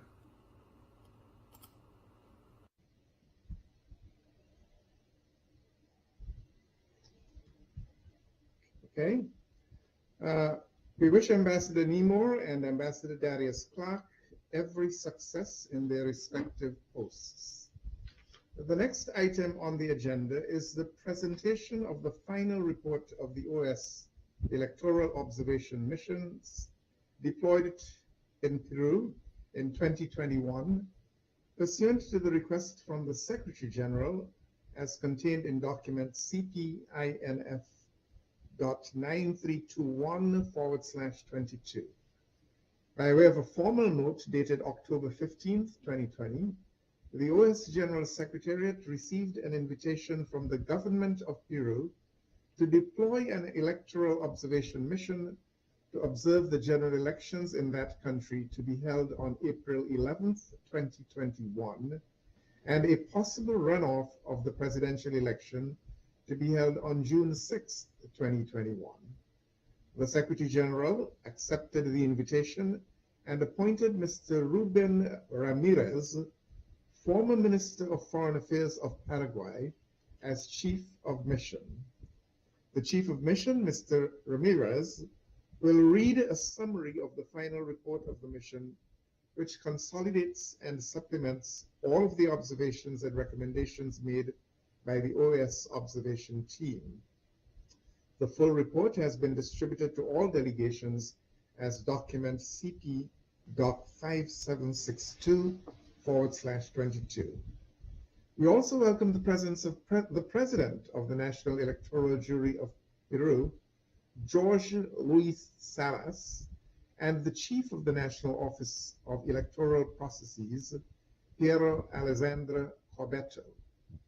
Before welcoming former Foreign Minister Ramirez, please allow me to briefly highlight his extensive career. Mr. Ramirez was Paraguay's Minister of Foreign Affairs from 2006 to 2008. Throughout his diplomatic career, he has served as manager of the commercial department at the Embassy of Paraguay in Buenos Aires, chargé d'affaires and permanent first secretary in the Paraguayan Embassy in Quito, Ecuador, alternate representative to UNESCO, Consul General of Paraguay in Los Angeles, alternate representative of Paraguay to the United Nations in Geneva, and Vice Minister of Economic Relations and Integration of the Ministry of Foreign Affairs. Mr. Ramirez, welcome to the Permanent Council. You have the floor, sir.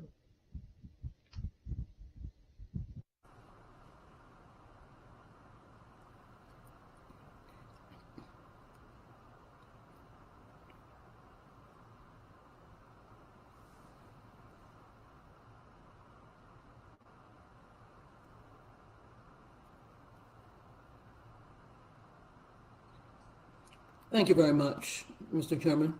Ambassador Everson Hall, Chair of the Permanent Council and Permanent Representative of St. Kitts and Nevis to the OAS, Ambassador Harold Winston Forsyth Mejia, Permanent Representative of Peru to the OAS, Luis Almagro, Secretary General of the OAS, Nestor Mendez, Assistant Secretary General of the OAS,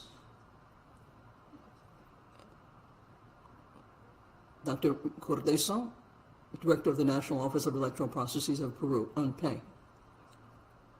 After two preliminary visits in November 2020 and March 2021, the OAS sent two electoral observation missions for the general elections of April 11th and for the presidential runoff on June 6th, deploying a total of 73 people. The missions also had external information relays that compiled quantitative data on voting day. The mission carried out a comprehensive analysis of the key aspects of the electoral process, such as electoral organization and technology, computer security, electoral justice, political financing, women's political participation of indigenous and Afro-descendant peoples, and voting abroad. The mission highlights the work of the authorities and officials of the different electoral institutions of Peru, who carried out their work in the midst of a context of enormous complexity marked by the pandemic.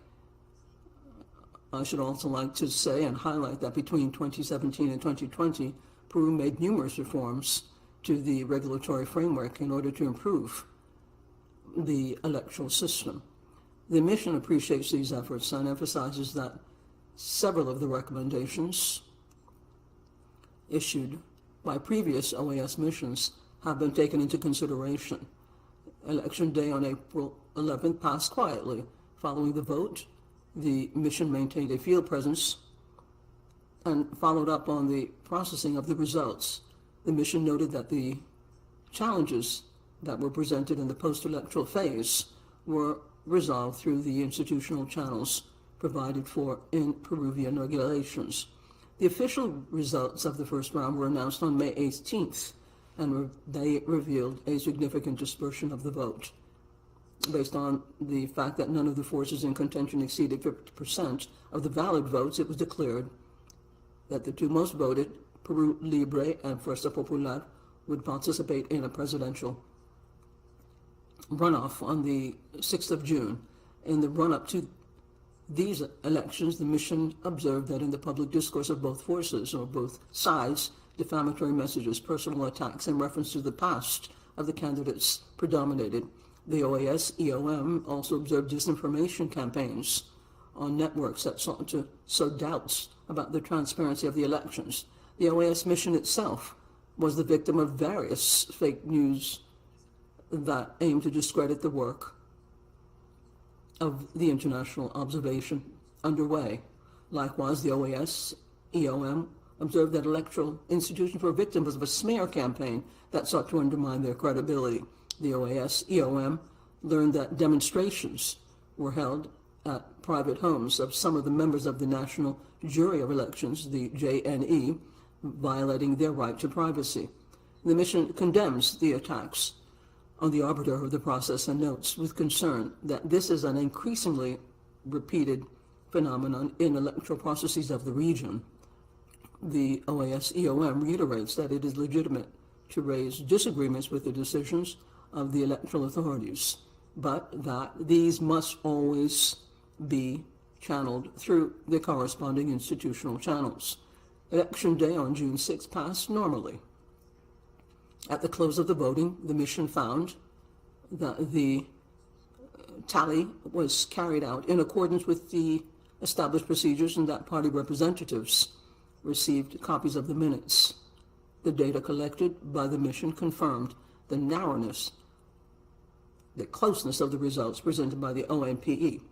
According to the information provided to the OAS-EOM in the days following the vote, the special electoral juries received more than 1,000 requests for it to be called null and void, most of them submitted by one of the forces or one of the sides in contention. The mission noted that, as established by the regulations, these appeals were decided by the special juries in the first instance and by the National Jury of Elections on appeal. Once the challenges were ironed out, the ONPE was able to conclude the calculations on the 19th of July. That same day, the JNE made the proclamation of results. The results were declared. With 50.13% of the vote, the candidate of Peru Libre, Pedro Castillo, was declared president. It should be noted that during the post-electoral phase, the OAS Electoral Observation Mission received from one of the political sides and a civil society organization writing alluding to alleged irregularities in the election. After analyzing all the information and materials received, the OAS-EOM reached the same conclusion as the electoral authorities. The mission emphasizes that Peru has a robust system of registration, organization, and electoral justice, with autonomous and special authorities in their field. Although every electoral system is perfectible, it is worth highlighting the strength and professionalism of Peruvian electoral institutions. Some of the findings and recommendations. To make better use of the time available, Mr. Chairman, I will make very brief mention of the mission's findings and recommendations on some of the topics observed. The full report has been distributed, as you already said, to the delegations and can be consulted by the public on the DECA website. The political financing. With regard to private financing, the mission applauds the regulatory reforms that were introduced in order to deepen the banking of private contributions and facilitate their control. The mission noted, however, that the system has some aspects that can be improved. For future electoral processes, it is recommended to establish limits on the campaign expenses of each candidacy in order to avoid possible inequities in the context. Move towards a model of real-time reporting of campaign income and expenses in order to facilitate the control of information by the electoral authority and citizens. Women's political participation. In recent years, Peru has taken substantive steps to improve women's representation. In 2019, Law 30996 was approved, which incorporated parity and alternation in the list of candidates for Congress. This rule, however, was of progressive implementation. I should say it was gradually implemented, which implied that parity would enter into force in the year 2031. The Peruvian authorities decided to accelerate the implementation of the regulations in line with what was recommended by the OAS-EOM after the special congressional elections. In June 2020, the Congress established the immediate entry into force of parity and alternation in order to continue to move towards effective parity and access to positions the mission recommends. Incorporate horizontal parity into existing legislation in order to ensure that half of the list are headed by women. Electoral justice, as has been pointed out by the OAS missions in 2014, 2018, and 2020, in Peru there is no systematized and comprehensive normative body for election regulations. The rules governing the processes are dispersed in different laws and regulations. Although the JNE has presented different projects for the sanction of a unified electoral code, to date, none has achieved approved by Congress. Based on the observations, the mission recommends unify the current rules on electoral matters in a normative body through the approval of an electoral code, clearly defined in the new code the jurisdictional remedies available to citizens and parties, the deadlines for their presentation, the instances before which they must be filed, and the deadlines for their resolution. Electoral technology. Finally, with regard to this very important issue, and in view of the observations the OAS-EOM recommends, evaluate the convenience or advisability and feasibility of implementing a system of preliminary results.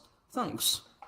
Mr. Chairman, the mission appreciates the broad openness of the electoral and governmental authorities, especially the Ministry of Foreign Affairs, who facilitated the collection of the information necessary to carry out their work.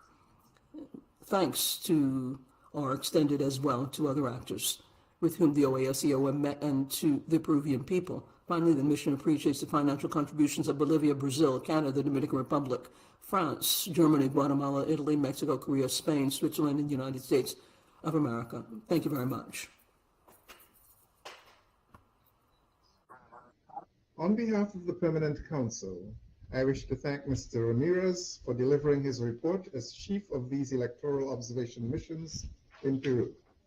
I now offer the floor to delegations who wish to comment on the agenda item. Permit me, however, to first offer the floor to the Ambassador Forsyth, Permanent Representative of Peru. He will speak first, and then he will yield the floor to Mr. Salas, President of the National Electoral Jury of Peru, and then to Mr. Corvetto, Chief of the National Office of Electoral Processes. So first, we'll hear from Ambassador Forsyth. You have the floor, sir.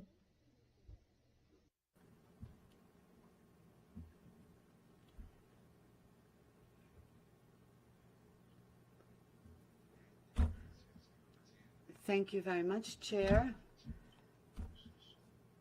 With this, a process of many months has ended. The Department for Cooperation and Electoral Observation Missions has been working with a mission that went to Peru in April, and with respect to its runoff in June 2021. It has been a long and complex process because the fact that the results were very close. But I'd like to say that the final report allows us to wrap up this very complex chapter in Peru's elections. The electoral observation missions came about in the Philippines in the 1980s. In those times, it was civil society which emerged and supervised the electoral results, which were key in order to confirm the rule of law and democracy. It had success in Chile and Mozambique, this with respect to referendums. At the same time in Peru, I participated in the creation of the group called Transparency. International organizations, important ones like the OAS, addressed this challenge, and they began their own electoral observation missions. And in the case of the OAS, we were pioneers. And I believe that this is very satisfactory for all of us and has allowed us to support democracy. Thus, it is a pleasure to greet everyone from the Electoral Observation Mission and also DECO and Don Ruben Ramirez Chair, you have referred to the illustrious career of Mr. Ramirez, who headed up the electoral observation mission in Peru. We also would like to greet all of the men and women who participated in that mission. When the final reports of the electoral observation missions are presented, the country officials often participate in the Permanent Council meeting. So I would like to thank the Foreign Ministry of Peru for its support, and I wanted to also recognize Mr. Salas, the President of the National Electoral Jury of Peru, and I'd like to give him the floor. You have the floor, sir.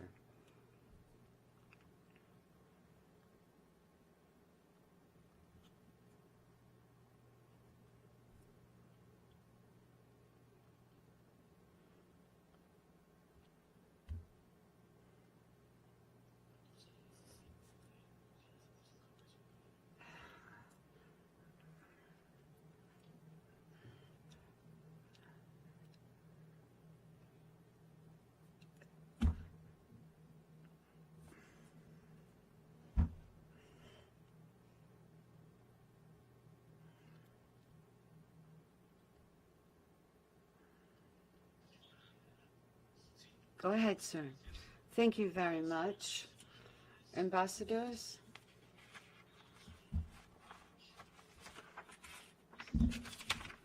Ambassador Everson Hull, Chair of the Permanent Council, Permanent Representatives of St. Kitts and Nevis, Secretary General Luis Almagro Lemes, Nestor Mendez, Assistant Secretary General,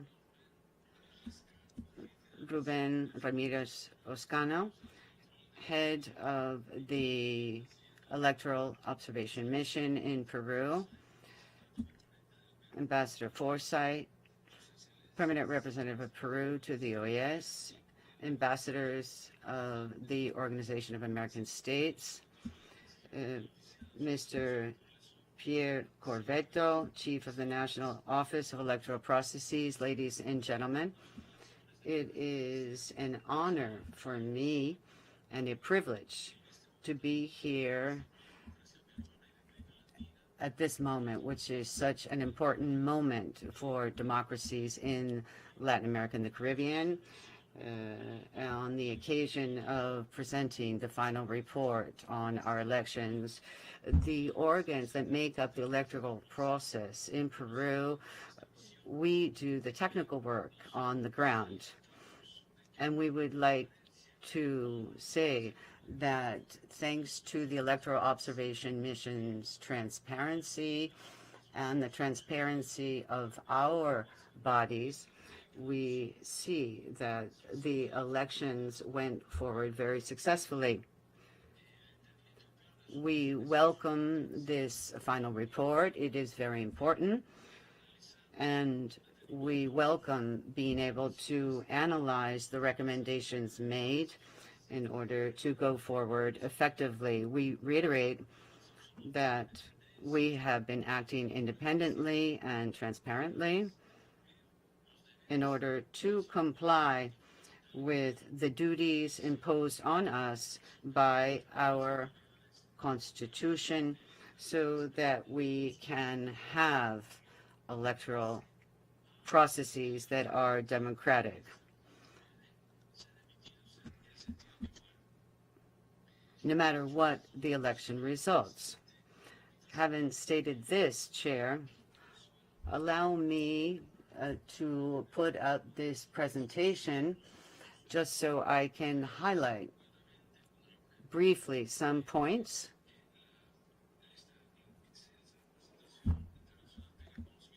So that you can understand what has happened. As stated on April 11, 2021, the EOM carried out preliminary observations And this noted that there were disinformation campaigns, and this affected the credibility of our democracy, and there were attacks on our electoral bodies. There were also virtual hearings to review votes that were challenged.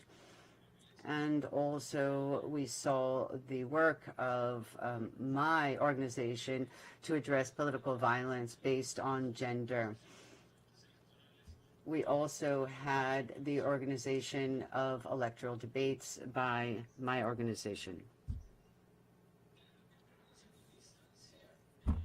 In the first and the second instance, and the electoral process in general, received a total of 34,473 tally sheets. And then in the second round, 36,088. And so of these, we had 49 appeals in the general elections and 108 in the second round. Now, what struck everyone were the number of requests for nullity. In the first round, there were none, but in the second round, 1,088 requests for nullity were made. Of these, 271 were appealed to us, but the others were not appealed. Of the 271 appealed, 31 referred to substantive issues based on the law. The others referred to other kinds of challenges like not paying fees, etc. Of these 271, 30 referred to substantive issues. But only 19 had to do with forgery of signatures according to the appeals. Of those 19 that were sent to the special jury or to the public ministry to be investigated, as of March of this year, 10 have been shelved. There was no forgery of signatures, but there are 4 that are still pending, and the others are being processed. According to the information provided by the National Office of Electoral Processes, the members of the tables, the voting tables, also went to vote, and also they were provided compensation for working at the elections. So we can conclude that there were no forgeries of their signatures. There was no fraud for forgery of signatures, or that others replaced them, as was alleged. However, this did undermine credibility in the elections. Now, today, I understand there will be a final meeting of the Congress Commission that is investigating the alleged fraud in the elections. However, this final hearing has not taken place, and we don't know when it will take place. Today, the Commission had to present its conclusions. However, these meetings and these hearings that the Congress have are closed door, so we don't know what their conclusions might be, and they follow a process that is interesting. Now, it has been stated that the inclusion of members in the plenary of the National Electoral Jury had issues that there were only 4 members instead of 5. But the National Electoral Jury, even before the jury was set up, we went forward to make sure that we could go forward, even though 1 member was missing. And just recently, we did have someone appointed. So now we do have 5 members. But the fact that there were 4 members only, which was the legal minimum, allowed us, again, as I said, to move forward with our jury. But this has been an excuse to say that the National Electoral Jury of Peru acted illegally or unconstitutionally, and there have been complaints in this regard, as if the president of the National Electoral Jury was not allowed to act. But there was a meeting in February of attorneys, and we have been supported in our actions. Now, finally, though, we were able to have another member put on to the National Electoral Jury, and there are now 5 of us.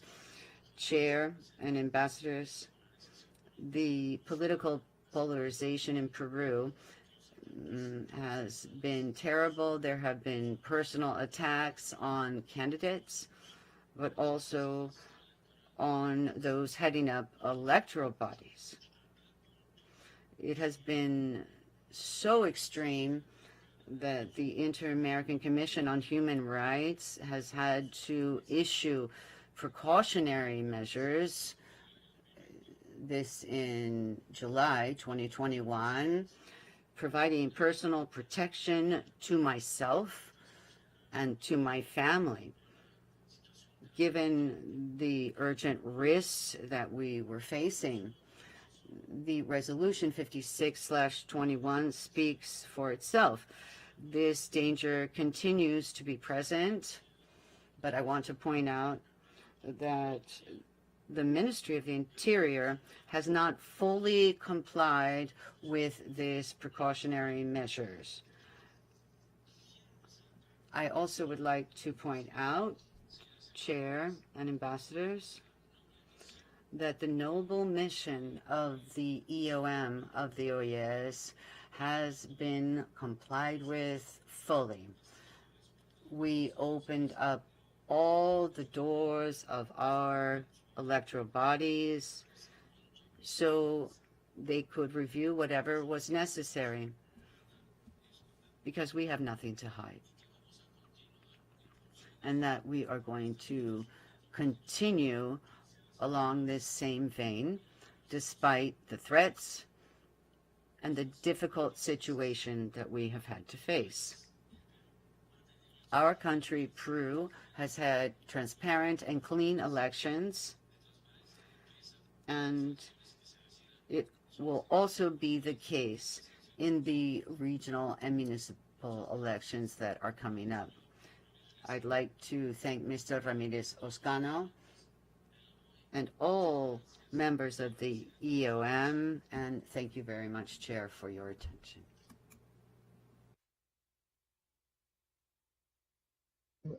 Ambassador, the Representative Cobero, Chief of the National Office of Electoral Processes.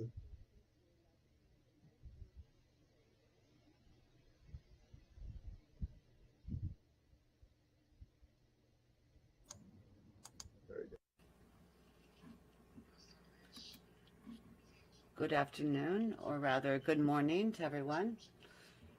Mr. Secretary General Luis Almagro, Ambassador Everson Hull, Honorable ambassadors, Dr.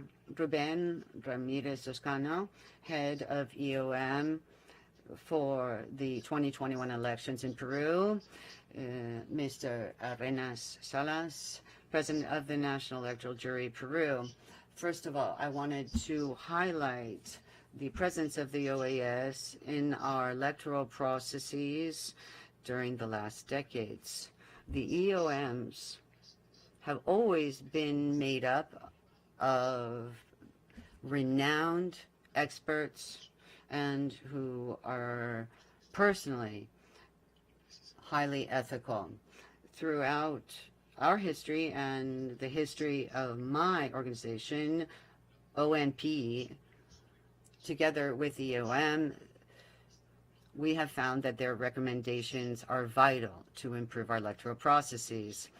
Our commitment is and will always be to provide electoral processes that are ever better organized, to give the best service to the citizens of our country, to have clean and transparent elections, and that are safe and calm, which has been confirmed in the final report presented by Mr. Ramirez Toscano at this session.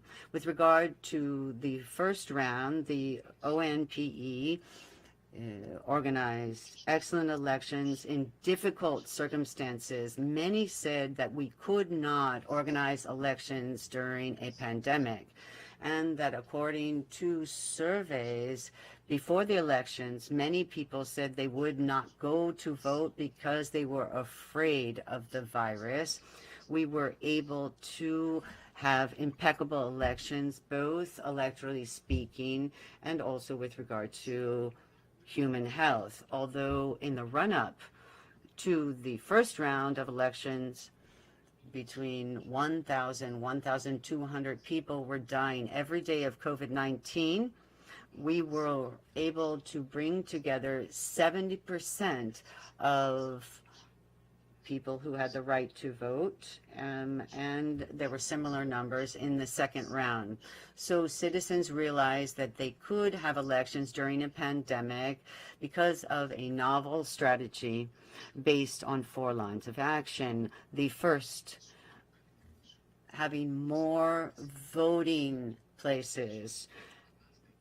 We had 12,000 of them open, and thus we were able to not have too many people at the voting stations. The second line of action was to have people come in gradually, and we used their national identity card to have them come in at a certain time of day and avoid having too many people together.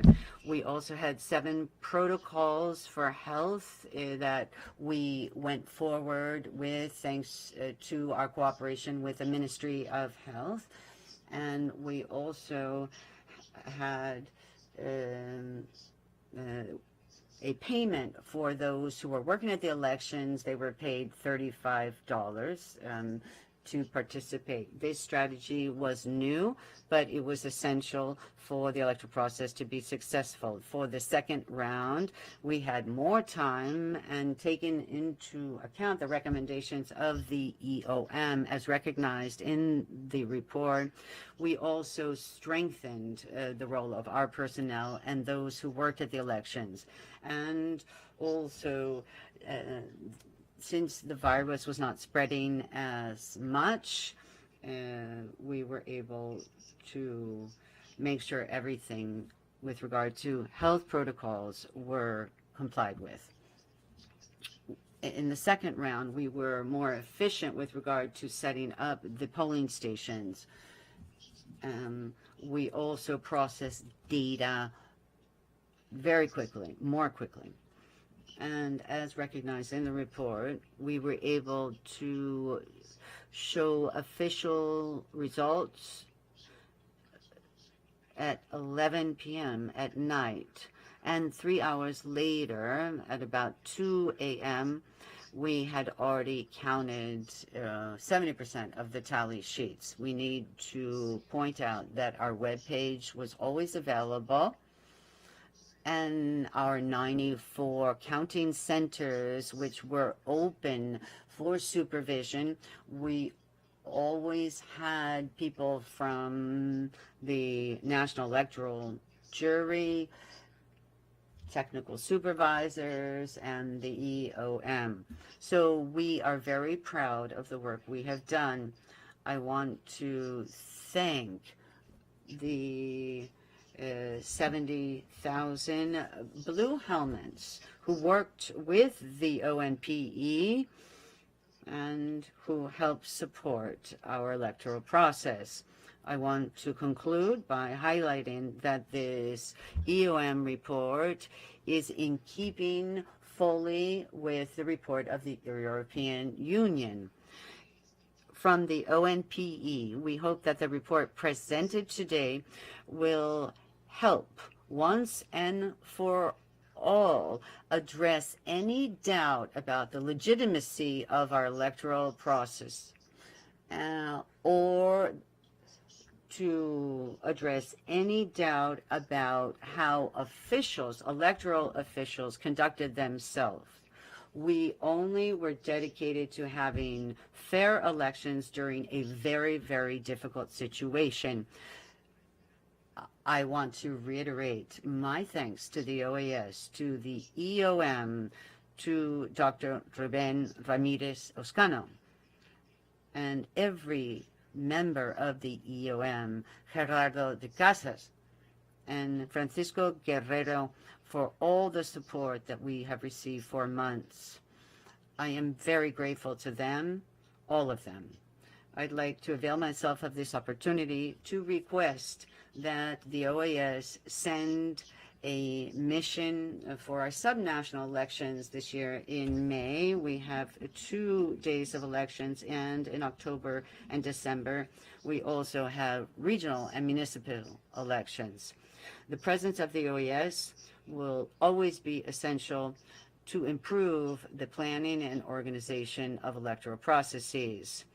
For the elections I just mentioned, we have included as many recommendations as possible that are in the report presented today. Thank you all very much. Next, we have the ambassador for the Bahamas. You have the floor, sir.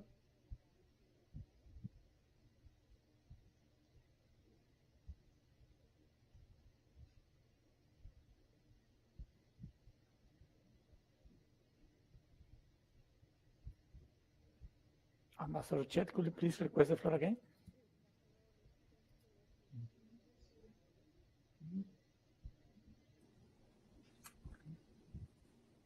Thank you very much, Chair.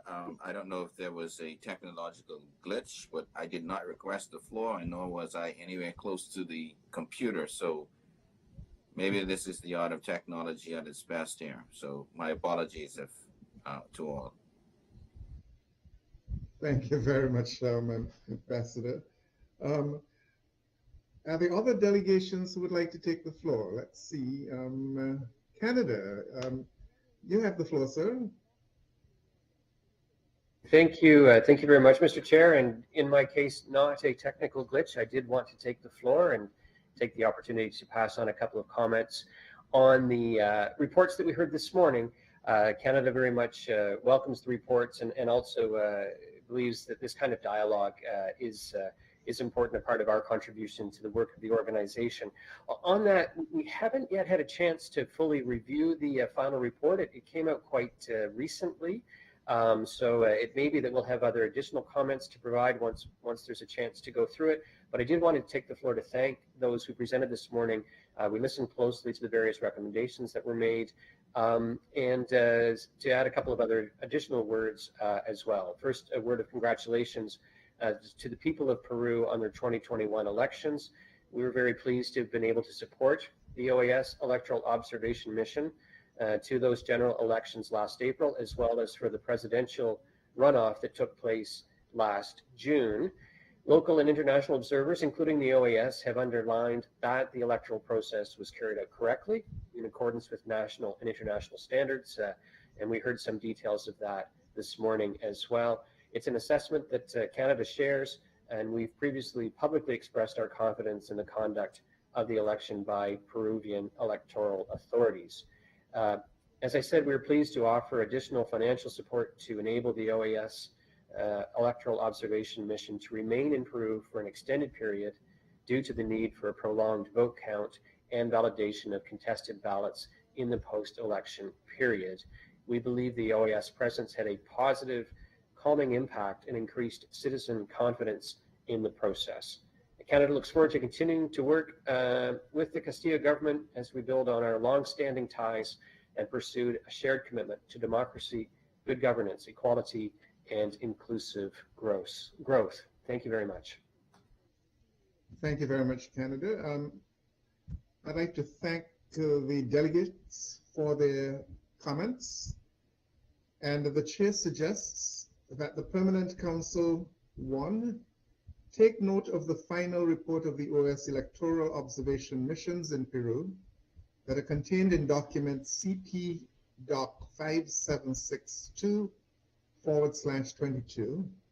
Secondly, the Permanent Council congratulates the government and the people of Peru on the general elections held on April 11 and its runoff on June the 6th, 2021.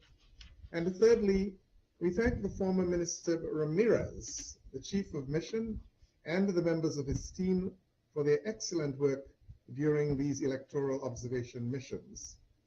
There being no further observations or comments, it is so agreed that those actions will be taken. The next item of the agenda is the presentation of the report of the OAS General Secretariat on the current conditions for the return of face-to-face work in follow-up to its proposals relating to the instructions contained in the Resolution 1187 of this Permanent Council. This item is included on the agenda pursuant to a request from the Permanent Representative of the Dominican Republic contained in document CP INF 9300/22. The Assistant Secretary General, Ambassador Nestor Mendez, will present the report and the elements for a return to in-person meetings at OAS headquarters, taking into account the status of the COVID-19 pandemic as contained in document CP INF 9322/22, which was prepared by the Office of the Assistant Secretary General and distributed to all delegations in advance of this meeting. Ambassador Mendez, the floor is yours. Thank you very much, Mr. Chairman. Mr. Chairman, as you just mentioned, we have distributed our document to all delegations. It's document CP/INF 9322/22, dated 21st of March 2022. This was distributed to all delegations in all the official languages of the organization. The document essentially starts off by documenting in detail the status of the pandemic, including all the applicable regulations from the pertinent authorities that are now in place. I won't go over the entire document, Mr. Chairman, because it's been circulated and it's very detailed in terms of what the different governments are doing in the DC, Maryland, and Virginia area. But what I will do, Mr. Chairman, I will follow the order of instructions in the resolution itself, the one that was approved last year, and try to respond to each one of them what it is that the Secretariat is doing. So, Resolution CP/Res 1187, dated 22nd of November 2021, approved by the Permanent Council, resolves in the first resolutive paragraph to instruct the General Secretariat to develop for consideration and adoption by the Permanent Council the necessary measures to ensure the safe and secure convening and holding of face-to-face meetings of the Permanent Council, its committees and working groups, and other organs and entities of the Organization of American States, according to the rules of procedure of the Permanent Council and in accordance with the recommendations of local and national authorities, including, inter alia, those related to social distancing and mask wearing. In response to this resolutive paragraph, Mr. Chairman, the Secretariat, having taken account of the status of the pandemic, having taken account of the changes in regulations by the governments of DC, Maryland, and Virginia, is proposing the following elements for a return to in-person meetings. We are proposing that when member states are ready, we would be holding the meetings of the Permanent Council initially in the Hall of the Americas. That's the same room that we have been using, for those that are not familiar with it, that we used for the General Assembly last year. We are suggesting, and clearly this is up to the delegations, that initially we limit the number of delegates to 3 per delegation in the room of in the Hall of the Americas. When we have the room set up for big meetings, the maximum that can fit in there per delegation is 4 delegates. In order to face in the return and to take into account those persons who may still have some concerns, we're suggesting, again, for the decision of the Permanent Council, that we limit it to 3 instead of 4. According to the regulations that are in place right now, mask use is now only optional. The mask use requirement in enclosed spaces no longer holds, so we will apply that same level of flexibility. Whoever wants to wear a mask, you wear your mask. If you don't want to wear a mask, you don't wear it. We will be soon discontinuing the checking of temperature at the entrance of our buildings because that is also following the CDC guidelines. In addition, we are proposing that we do a phased introduction of in-person meetings, and for people to get used to coming back to meetings and for us to move into the new modality, we are suggesting, again for the decision of the Permanent Council, that for the first month only, whenever it is that we start to have these meetings, that we only have meetings of the Permanent Council and CD. And after the first month, we have meetings of all the other committees and commissions. That is what we're proposing in response to resolutive paragraph number 1. When the states are ready to go back, the Secretariat will be ready to go back, and I just outlined the form in which it can happen for in-person meetings. Resolutive paragraph number 2 instructs the General Secretariat, as part of the measures to be developed for the Permanent Council's consideration and adoption, to include options for the holding of hybrid meetings that provide for both in-person and virtual participation of member states. I am very pleased to advise the Permanent Council, Mr. Chairman, that we already have the built-in capacity in the Hall of the Americas to proceed with the holding of in-person meetings. Hybrid meetings. We have the new robotic cameras. We have the tablets that are available and can be set up at a moment's notice. And so whenever the Permanent Council decides, we are able to go there. We would only recommend that before we do the first hybrid meeting, that we have a practice session similar to what we did before our first virtual Permanent Council, just to make sure that before we're on air and in a regular session in hybrid format, that we know that everything functions as it should. So that's just a recommendation from us.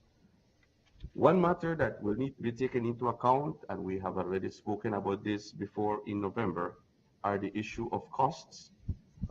I will tell you very quickly what are the costs that we're looking at. Virtual meetings cost an average of $7,860. In-person meetings will cost an average of $9,145, and hybrid meetings will cost an average of $9,775, a difference of roughly about $630 more for hybrid meetings than for meetings that are fully in person. And that's just information that we're sharing so we have the entire panorama. Resolutive paragraph number 3 of the November resolution also instructs the General Secretariat to develop for consideration and adoption by the Permanent Council criteria for return to virtual meetings if the situation requires. So if there is another surge in the pandemic, or if the conditions merit it, the Permanent Council can return. In terms of the pandemic, what we are proposing to follow are the guidelines of CDC, the health authorities. Under the health authorities' guidance, what they're proposing now are the following parameters. And all of this, Mr. Chairman, I'm just going over it because it was distributed in the document that has been distributed to all delegations. So, in the event that the average of new COVID cases for the last 7 days, every 7-day period, in the event that the average of the last 7 days of new COVID cases is fewer than 200 per 100,000 people, then there are the parameters. You have low, medium, and high. We're recommending that we go for the parameter that is high. If it is high, then we discontinue we go into virtual meetings. And in order to determine that there is high community contagion, the following numbers would apply. Fewer than 200 for 100,000. If the new COVID admissions to the hospital for 100,000 of the population is equal to or greater than the number 20.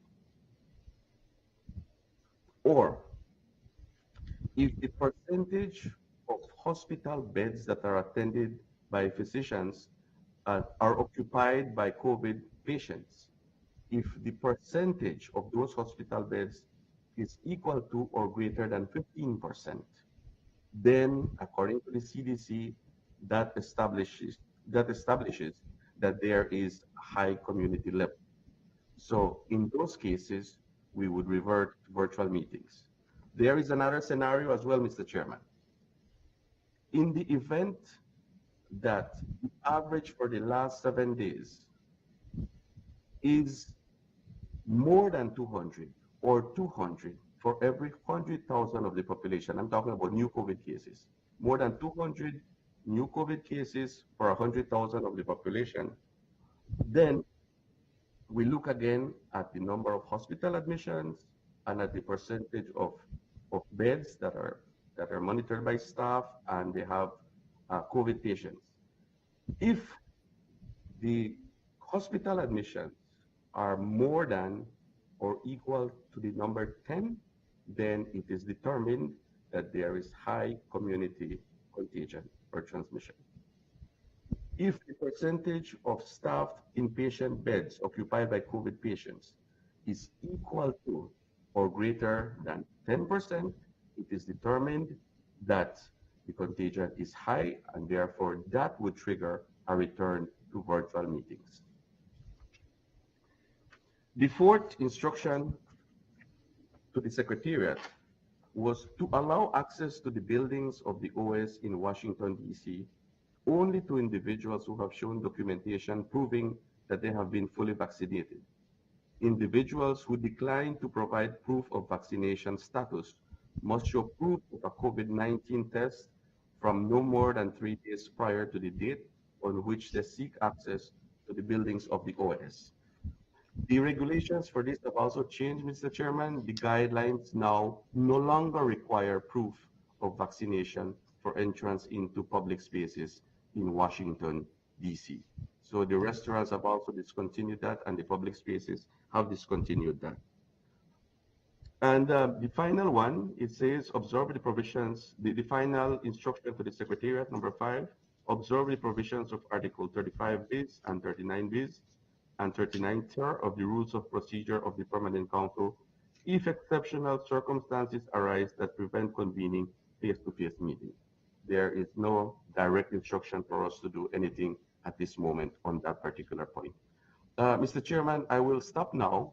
As I said, all this information has been distributed in a very detailed form, and I would be very happy to answer any questions from the delegations. Thank you very much, Assistant Secretary General, for your very comprehensive presentation. I now offer the floor to delegations, and I first have Hannibal. You have the floor. Gracias. Thank you very much, Mr. Chairman. Good day. I'm taking the floor on behalf of the Central American integration countries, Belize, Costa Rica, El Salvador, Guatemala, Honduras, Nicaragua, Panama, and the Dominican Republic, to express our deep thanks for including this item on the agenda today under the initiative of the Dominican Republic, who is a member of this regional group. And as such, then, we recognize the leadership of Ambassador Josue Fiallo. We also take note of the detailed report presented by the ASG on the current conditions of a safe return to face-to-face meetings. Thank you very much, Ambassador Mendez. In this regard, then, the regional group, SICA, would like to express its support very decidedly to a return to face-to-face meetings of the Permanent Council and the CD.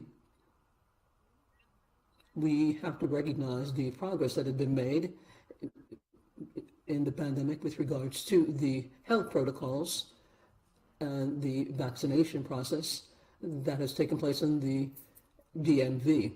We feel that this is really very important, and it is in keeping with the mitigation rules, in keeping with the decisions that have been taken by the health authorities and the other public and private institutions in the area of influence, and with a view to going back to face-to-face work and normalization. We encourage taking into account the biohealth recommendations that are necessary, considered by most of the organizations in this area, taking into account that face-to-face presence has to be taken into account, and which will give us a chance to move ahead in the long run. It's true that virtual meetings gave us a chance to continue our work in a place where we had to look at health considerations, and it was done with responsibility, especially in the political fora in this organization. We go along with the proposal presented in the report put by the ASG, which speaks to a return of the Permanent Council and for CD at first flush. We hope that slowly but surely we can go back to face-to-face meetings with regards to the other committees, and reiterating the advantages that this format offers. Once again, the regional group, SICA, truly appreciates the leadership of the Dominican Republic and the report presented by the Assistant Secretary General, which underscores and which moves towards getting back face-to-face as soon as possible. Thank you very much. It's high time to get back to that reality. Thank you very much. The Dominican Republic, you have the floor, sir.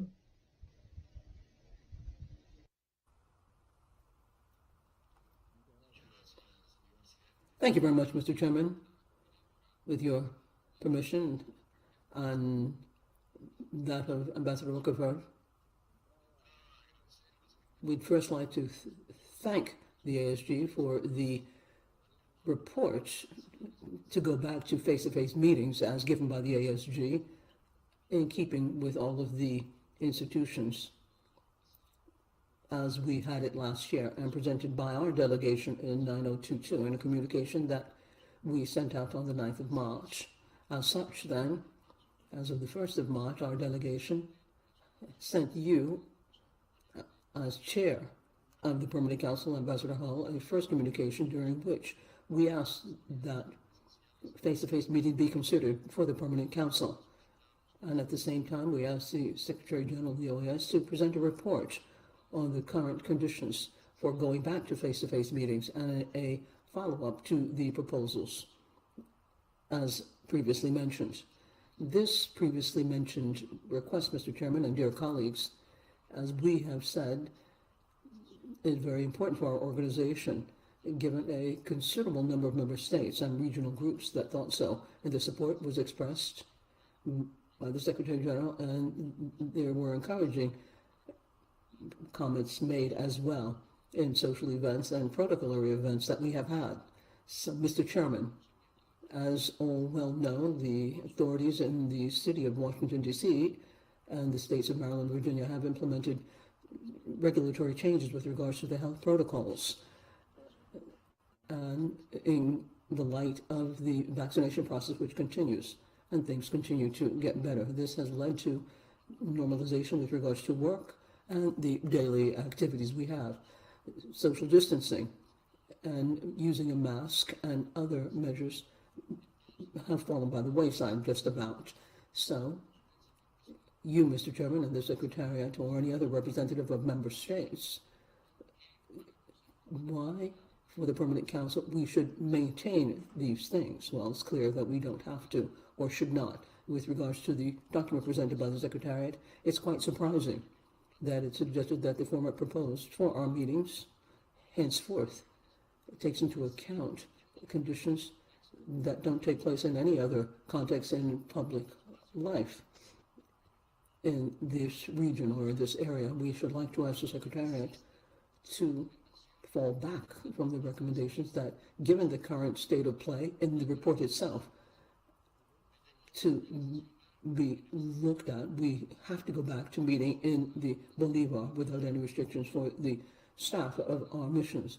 Many of these officials have come in the last 2 years and never, and listen carefully, never have we had, or they had meetings in the headquarters or been able to share with their colleagues.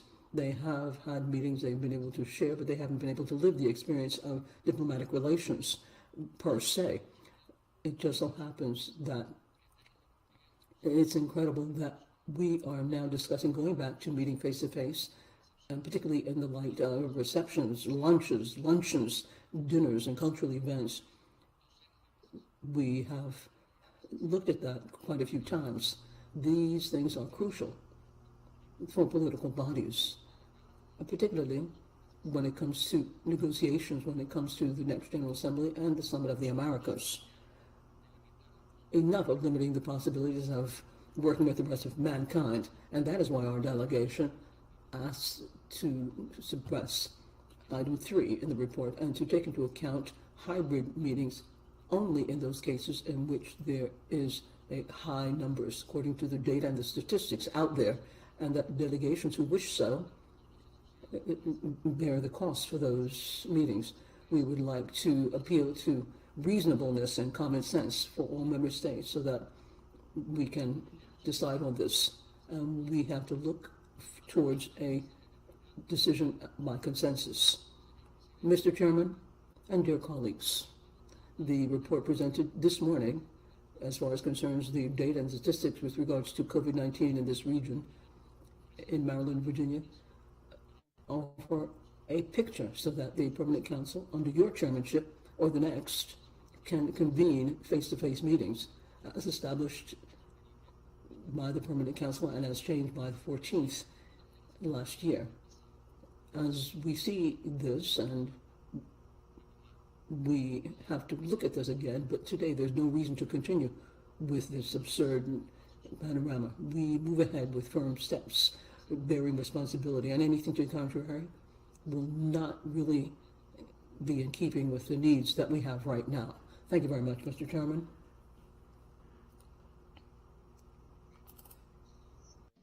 Next, we hear from the Ambassador for Chile. You have the floor, sir.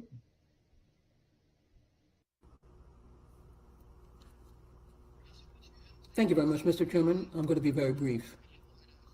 First, we'd like to thank as a delegation the report that was offered by the ASG. We'd like to also thank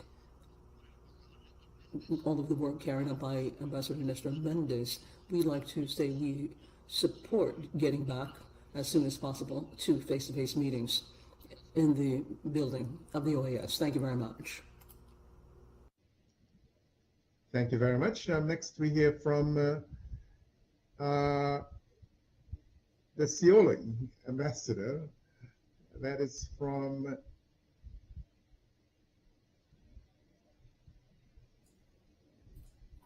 Guatemala. Guatemala has the floor.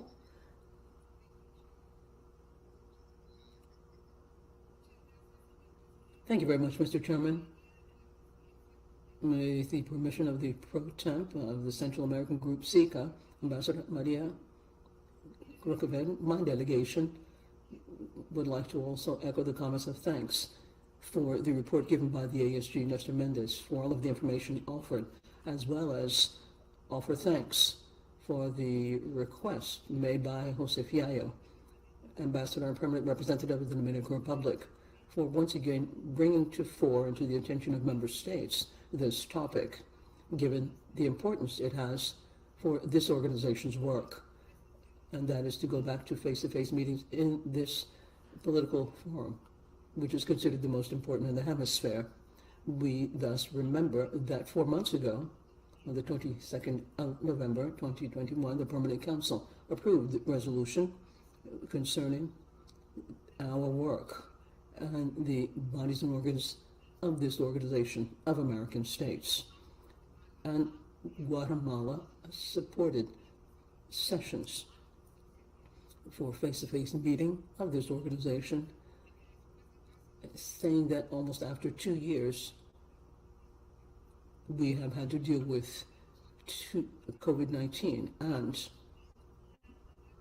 we have looked at and taken on a new normality, but with responsibility, and as such, we have gone back to look at the necessary social considerations.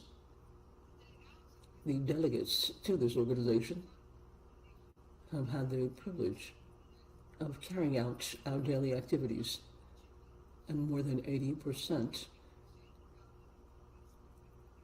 has been underscored in the report and are vaccinated against COVID.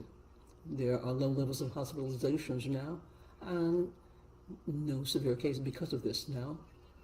In the metropolitan area, the DMV, delegations have looked at the controls and the prevention of this scourge, and now we have to go back to normalcy. We have to go back to our daily activities, including a return to our places of work. Mr. Chairman, we have seen very clearly that face-to-face is now completely feasible right now, and our delegation at the 51st regular session of the General Assembly of this organization was honorably chaired by Guatemala, and at that time we had a lot of opportunities to look at the cases in the pandemic. We have also had protocol meetings as well as other kinds of meetings and credentials from permanent representatives to this organization. We have participated in social and cultural events as well, and in addition to that, many delegations to the OAS work face-to-face in their diplomatic headquarters for more than over a year now. They use technology, and there is a need to go back to face-to-face meetings. My delegation supports decidedly the gradual face-to-face meetings and to have both groups in the OAS, CD as well as the Permanent Council. Anything to the contrary, well, we are sure that will move to the detriment of the work of these organs as we have before us. We all hope to have these face-to-face meetings within the organization, as has been suggested today, including in the Bolivar room, unless there's some kind of change, of course. Thank you very much, Mr. Chairman. Thank you very much. The Ambassador Abdallah, you have the floor, sir.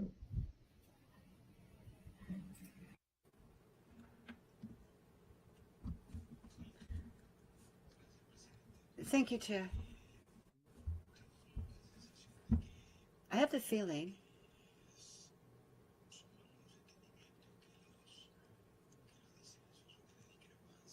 that most of us agree with this. I thank you for the detailed report. I think it gives a good overview of the situation. It's useful to be preventative with respect to COVID. But I'm talking about the past because I think that it's clear from the data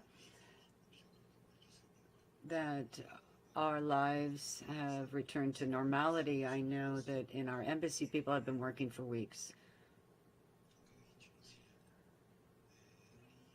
What Rita, Maria, and Josue have said, I think that is the reality we're facing.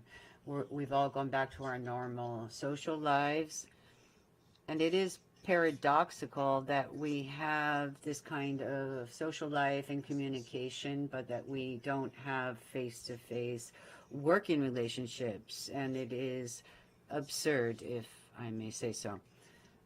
I think that's all I have to say. I think, fortunately, this may be coming to an end. I don't know if we're going to have a consensus on this. I know that some countries will not fully agree, and that's fine. That's democracy. I don't think we can ask 34 or 35 countries to always be on the same page. Democracy, as I know it, is the government of the majority with respect for the minority. But if the overwhelming majority, for rational reasons and necessary reasons, want to go back to face-to-face meetings to advance diplomacy, I think that's reasonable. Perhaps in this transition period, we could do this gradually, but I think that, with all due respect, that our virtual meetings can come to an end so that our organization can work efficiently. We should do this, and other people are looking at us. I think we need to do things right. We need to interact. Many things that we need to go forward with. If we can have interpersonal dialogue, it's quite different, that situation, from getting a WhatsApp message from you and then having to send comments. Let's not misunderstand each other. Well, we are at a moment when we think that COVID may be ending, and we're also facing these invasions of other countries. We have to discuss this by WhatsApp. I think that's ridiculous. I think we need interpersonal relationships. We need to be together. I don't think we'll be able to reach a consensus. I think that perhaps it's true we should end your chairmanship because it's a cycle, but then with the next chairmanship, we could begin to meet face-to-face at the OAS. I think, well, quite frankly, I'm a bit embarrassed to even talk about this. I don't want to keep debating this. It's like an endless cycle that we can't stop. I think that this is a something that many countries agree on. We have the data. Let's just do what we need to do. Thank you. Canada, you have the floor. Thank you, Mr. Chair. It's been a long 2 years, and I think everybody is anxious to find a way to have more personal contacts, and we found different ways of doing that through, as Ambassador Abdallah was saying, through WhatsApp and through other means of communication. But I think the paper that you have presented, Assistant Secretary General, does give us a very good basis for deciding on a way forward with some possible considerations. And I wanted to make perhaps put one question, but then make 3 or 4 comments after having had a look at the document. So I'll start with the question, but I'll come back to it at the end. It's just the question of timing, when this approach might take effect. My comments, I do think that the phased approach is a wise way to do this. And I think it is important that we start with being able to continue with hybrid meetings, the hybrid meeting option. And I say that for a couple of reasons. One is, this is a transition. It's a transition back, and that takes, I think, a conscious effort on all of our parts to be able to navigate our way once again through the kinds of meetings that we will have in person. I also think it's important, though, because there are individuals who still, because the virus is still with us in some ways, may not be able to join in-person meetings at this point in time for health reasons. And so I think if we can keep the hybrid option, I think that gives a great deal of flexibility. And I think, as I say, I think might help with the transition so that individuals become comfortable, more comfortable with the approach of being able to meet in person. I also think, related to that, the comment about masking, I think it's very important that we have a mask-friendly environment. Now, again, for some, the hybrid option will help, but I do think it's critical that those who feel that it will be necessary to wear a mask are comfortable in doing so and feel welcomed in doing so, and not isolated. And I think we'll all do that. I think it's a community, and we'll all appreciate and understand that, but I do think it's important.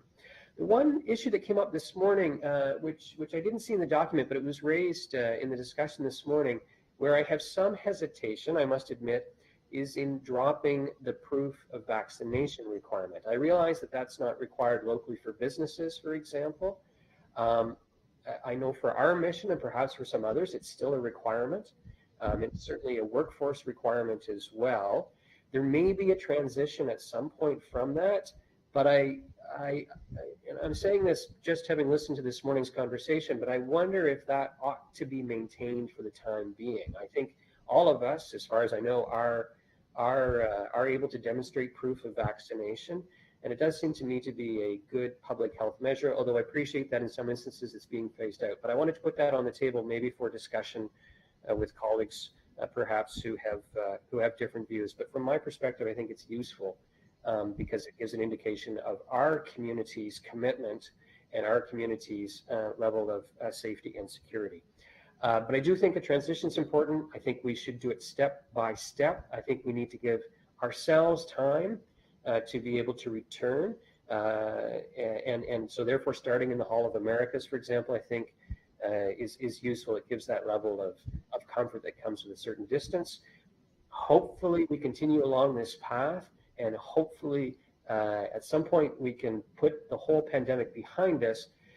But the pandemic has a way of surprising us every single time. I don't want to be negative, but we've been surprised more than once by the pandemic. And I think that's another reason to take a step-by-step approach so that we can demonstrate responsiveness and flexibility. Thank you very much. You're very welcome, sir. Ambassador for Antigua and Barbuda, you have the floor, sir.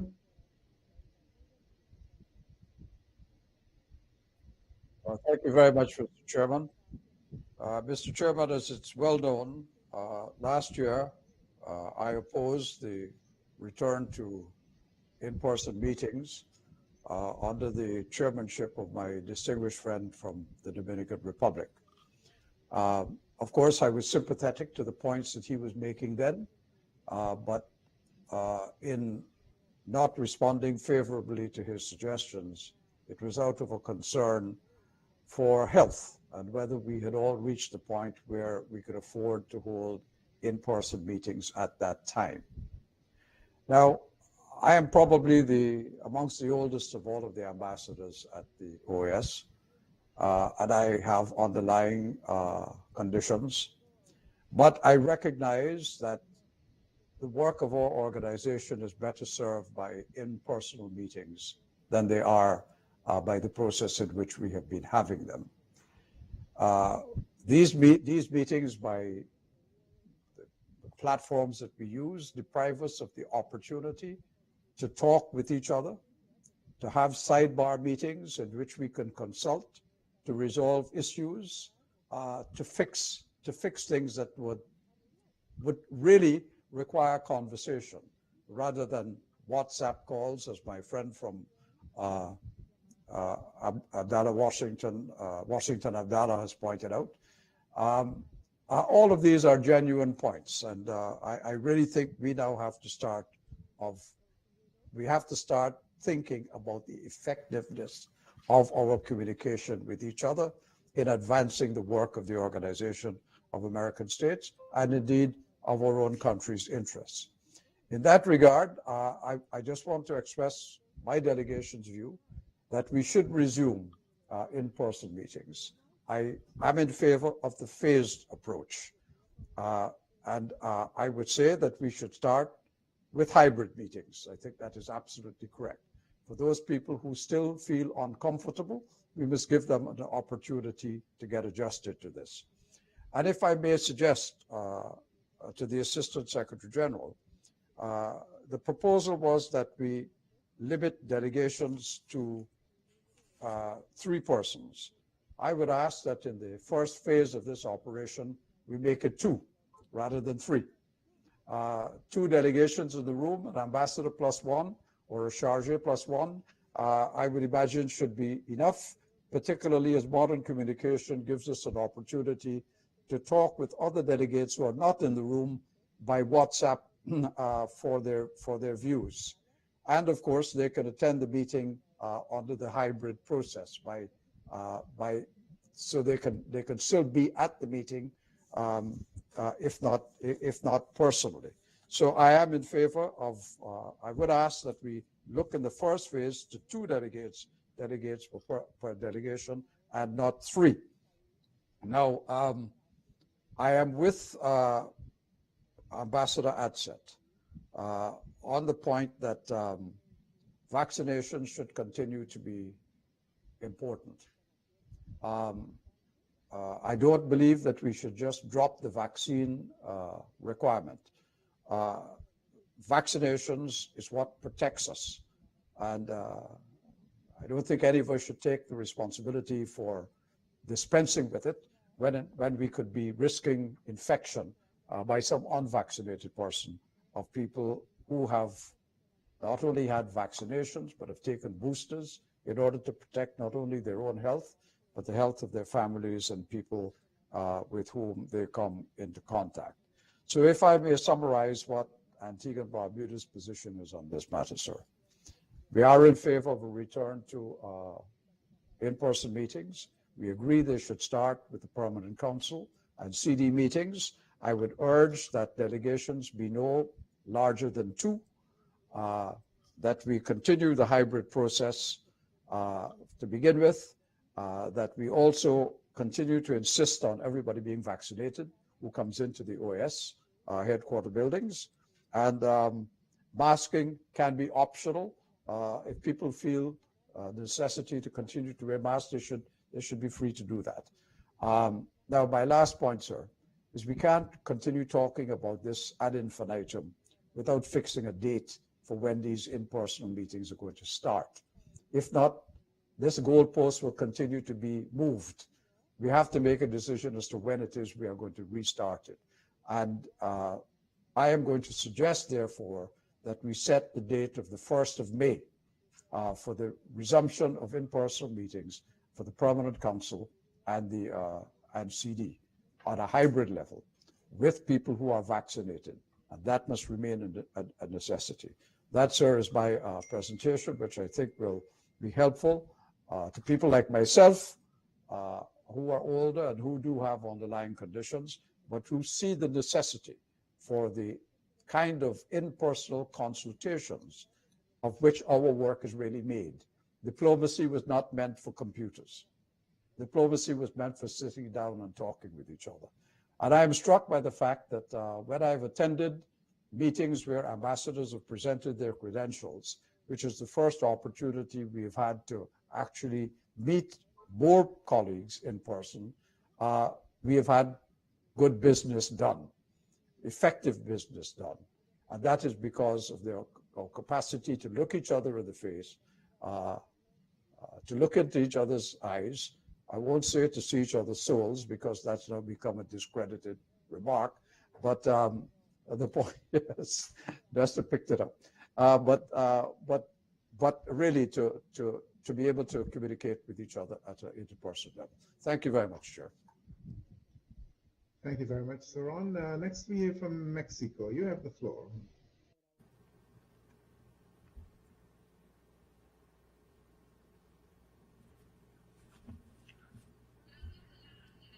Thank you, Chair.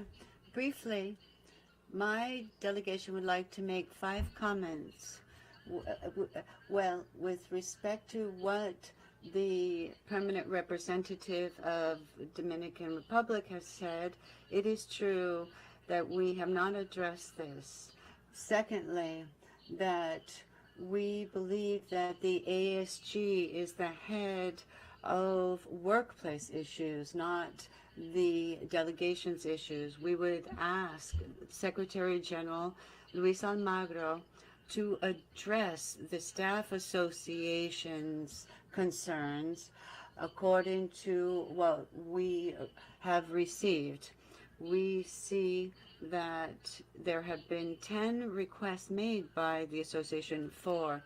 Recall that the political and diplomatic work cannot really be done virtually and has been impoverished by having virtual meetings. We ask everyone to have shared responsibility with respect to this issue. Thank you. Thank you very much. Colombia, you have the floor, sir.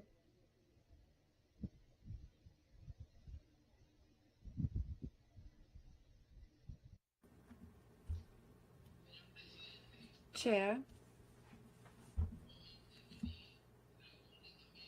I'm going to intervene laconically. Just to state or recall or make public the communication that Eladi sent.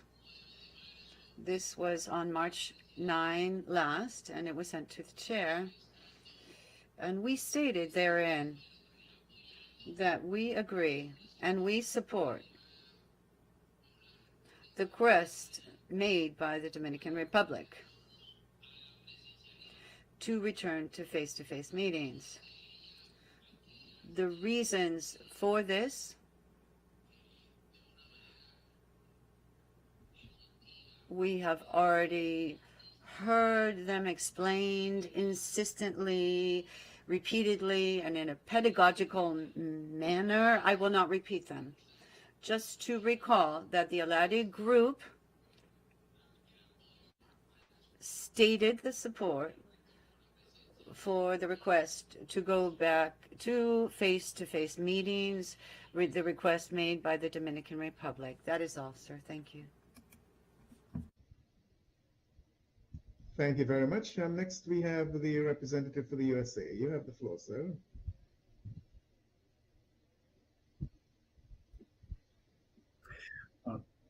Thank you very much, Chair.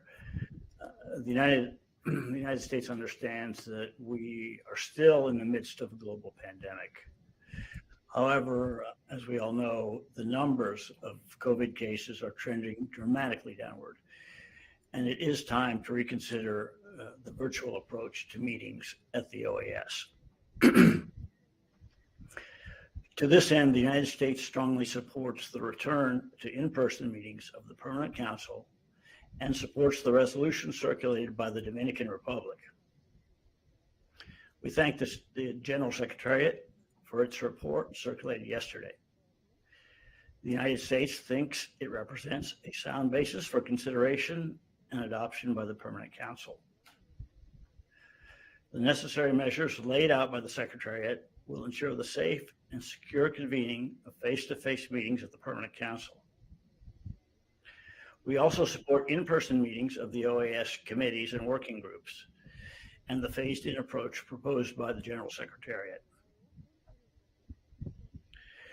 However, on the matter of the Secretariat itself, it is the firm belief of the United States that the Secretariat's work posture should not be debated by member states. This is a matter for the Secretariat to decide. We have every confidence that the Secretariat will dispatch the appropriate personnel for the convening of in-person meetings when they resume. Beyond that, for the many personnel not involved in or required for meetings, it should be up to the Secretary General and Secretary Anania and the OAS officials to determine their operating posture. Thank you very much. Thank you very much. Next we hear from Argentina. You have the floor, sir.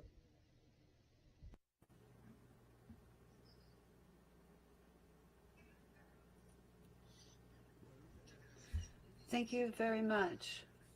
I just wanted to reiterate and to express our support for those who are in favor of a vaccination requirement. We don't think that's a burden or too bureaucratic. Rather, we need to know that we are meeting with people who have been vaccinated, and that would really, I think, help people to want to go back face to face. Thank you.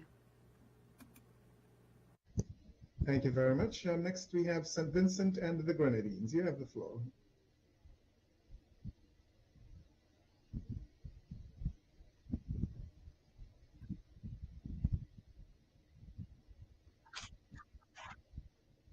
Thank you, Chair. Chair, I would like to join my voice to this debate. I agree that the best means of conducting our diplomacy in the multilateral hemisphere is to meet face to face. Therefore, the permanent mission of St. Vincent and the Grenadines supports the phased and gradual return to in-person meetings in the first place of the Permanent Council and of the CD. We support that these meetings ought to be held in the more spacious Hall of the Americas. We recommend, like our esteemed colleague from Antigua and Barbuda, that the size of each delegation be limited to 2 representatives.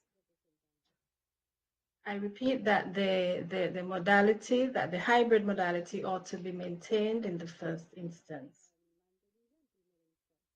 Chair, I would also support Mexico's representative in asking that the concerns of the Staff Association be taken into consideration.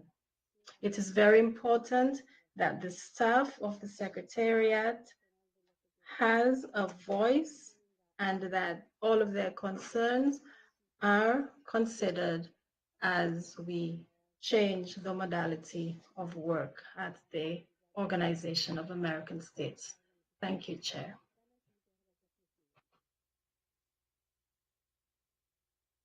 Mr. Chairman, you're on mute. Thank you, terribly sorry. Next we have El Salvador. You have the floor, sir. Gracias, señor. Thank you, Chair. We just wanted to join in and support our coordinator who has expressed the position of returning to face-to-face meetings. We also thank Nestor Mendez for his detailed report. 2 years ago, we made the responsible decision of doing virtual work. And now, given the circumstances and what's going on in this country with respect to the pandemic, I think that it's common sense to gradually go back to face-to-face work. I think that our work demands this, and this is the right time to do so. You only have to walk down the street and go to restaurants where we are also going to see what's going on, and I think this should be reflected also at the workplace. Thank you. Thank you very much. And now we have the Dominica, the Commonwealth of Dominica. You have the floor.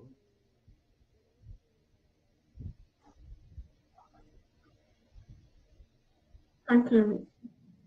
All right. Thank you, Mr. Chair.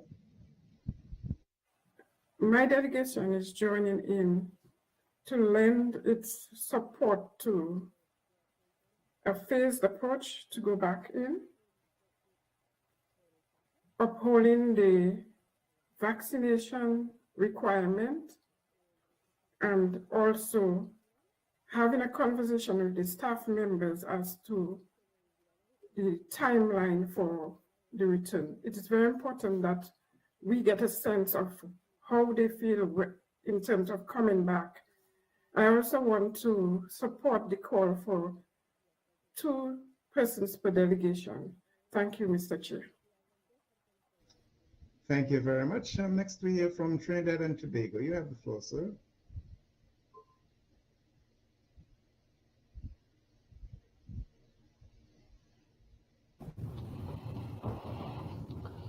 Sure, good afternoon. This is the first time our delegation takes the floor.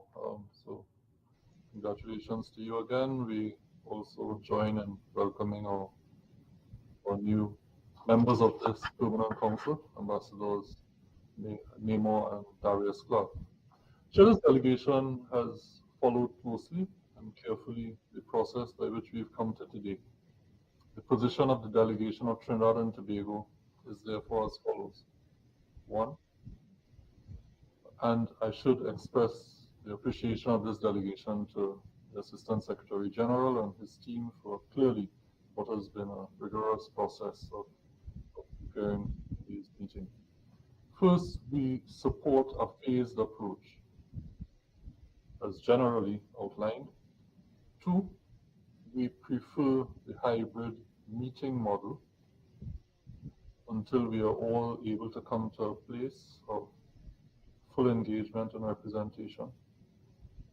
3, we would support the call to restrict 2 members per delegation representation and participation at meetings. And finally, we find it yet advisable, as much as possible, to follow the public health regulations that have been established that really and truly provide comfort. Health is not just a physiological issue, it is a psychological reality. And we know the stress-related evidence that is part of this pandemic process. And therefore, offering to each of us and to ourselves a level of comfort that enables us to meet, work together comfortably and productively. We think that's significantly enabled by providing compliance to the greatest extent possible with the public health provisions that we have been following. And therefore, the mask wearing and the proof of vaccination does, as our distinguished colleague from Argentina pointed out, it does at least give you awareness, and awareness is certainly a source of comfort delegation is now ready and has no objection to beginning our process of coming back to work. We find the date proposed by our Dean, distinguished colleague, permanent representative from Antigua and Barbuda, to also be sufficient time by which we can effectively complete our readiness to proceed as outlined today. This delegation supports proceeding in that manner. Thank you very much, Chair. Thank you very much, sir. We now hear from Jamaica. You have the floor.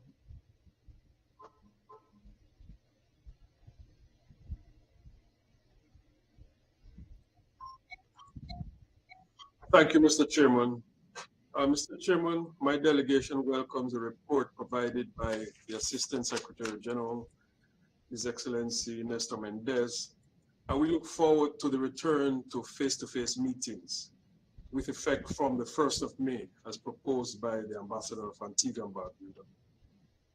We must also take into account the need for proof of vaccination and that the option should remain for hybrid meetings for those delegations who so desire. Mr. Chairman, we also support the request to limit delegations to 2 persons and that mask should be an optional requirement. I thank you, Mr. Chairman. Thank you very much. We have the representative for the Dominican Republic. You have the floor, sir.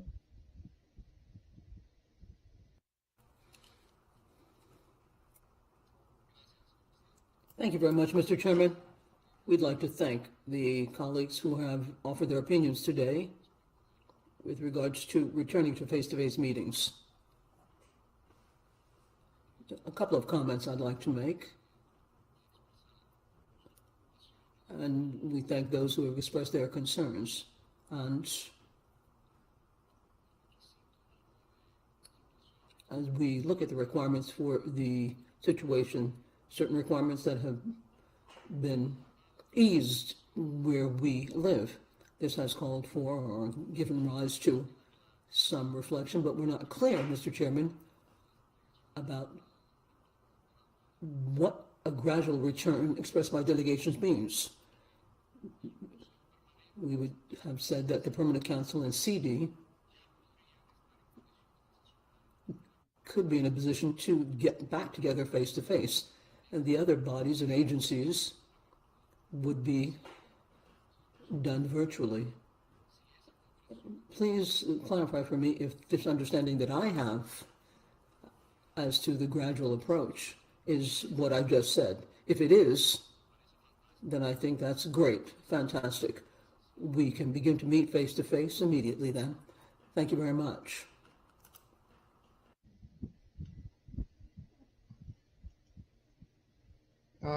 Panama, do we have, you have the floor, Panama. Sí, gracias, presidente. En esta... Thank you very much, Mr. Chairman. As a delegation of Panama and also as chair of CD, I was precisely going to ask a question along the same tack as Ambassador Fiallo just put, because we really weren't clear about the return to face-to-face meetings in a phased way in a month when we should begin our meetings back at the organization, and then after gradually with the other committees, given the reality. Now, as far as concerns the suggestions to maintain the vaccine or proof of vaccine and other things, if this could be included in the report or to the documentation that you prepared, Ambassador, I would like to also be clear about that. But this is considering that in the case of my delegation, the delegation of Panama, to go back to face-to-face meetings was there, and we have been working like this from the beginning of the pandemic. If we can incorporate face-to-face in this organization, the Organization of American States should be considered, and I'd like to be clear about the phases. And if we can look at the requirements. Thank you. To the questions raised by the Dominican Republic and the Panama, ASG Mendes, do you care to offer an explanation as to what it means by a gradual meeting? I believe the Secretary General wants to speak before, sir. Okay, please. So Secretary General, you have the floor, sir. Yeah, not.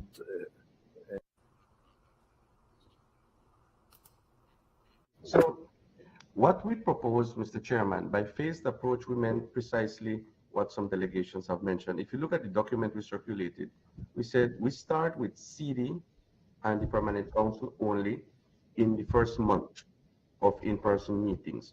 Whenever that first month starts, if it's the 1st of April, 1st of May, whenever it is, we start for 1 month only with meetings of CD and the Permanent Council.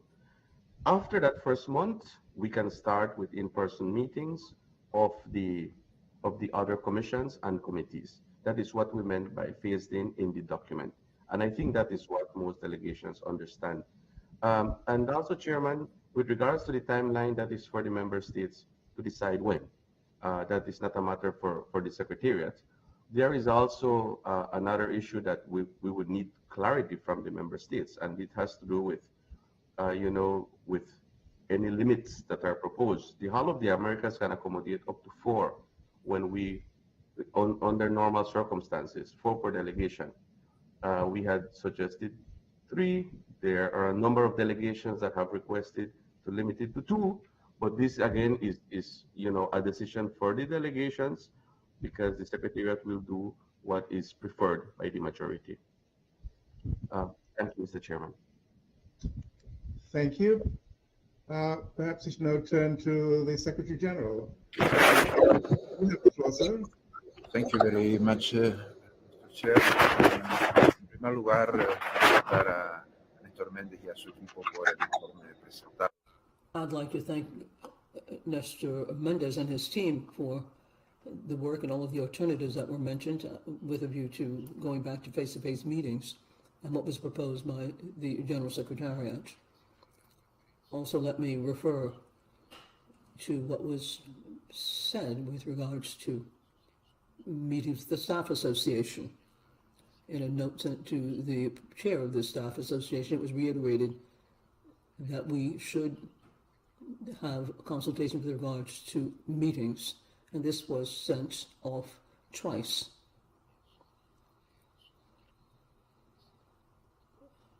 To the new president-elect. Since 2015, we have to look at what has taken place and look at the meetings that have been had with the kinds of work modalities that we've had. Now, this concerns the topics that have been or can be approached in face-to-face meetings in the offices and the work carried out by human resources, the staff, and protection for the personnel, taking into account the concerns that have mentioned by the association, mentioned by the Dominican Republic. Also, we would like to point out that talks on a return to work are coordinated by Nestor Méndez in representation of the General Secretariat. And let me just assure all countries, all member states, that the General Secretariat will always ensure the best conditions for face-to-face meetings in the conditions that countries agree to. This takes into account the meetings that we have had here at the OAS, and we will always be in a position to take everything into consideration. Thank you very much, Mr. Chairman. Comment? Thank you very much. Yeah, Mr. Chairman, we will do an updated document taking into consideration what we have heard expressed by the delegations. We will include the proof of vaccination again in the document. We've heard many delegations ask for it. We will include that when we start again, that there will be hybrid meetings from the beginning. Again, we've heard many delegations call for it. The one where we don't have clarity is on the limits. Several delegations have called for 2 per delegation. We would like some additional clarity on that. And it is my understanding that we will start meeting whenever we resume in the Hall of the Americas with hybrid capacity for the meetings. So we will update the document with these new inclusions and amendments, Mr. Chairman, and circulate it again for the delegations. Thank you very much for those updates. We have another request now for Antigua and Barbuda. You have the floor, sir.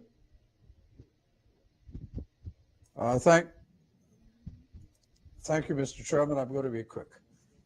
Look, for my own assessment of what has been said here today by most delegations, I think we're all in favor of resuming in-person meetings, number one. 2, we want those meetings to be held in the first place as a hybrid, so that those who are still concerned about not turning up to meetings can join those meetings by a platform, a computer platform.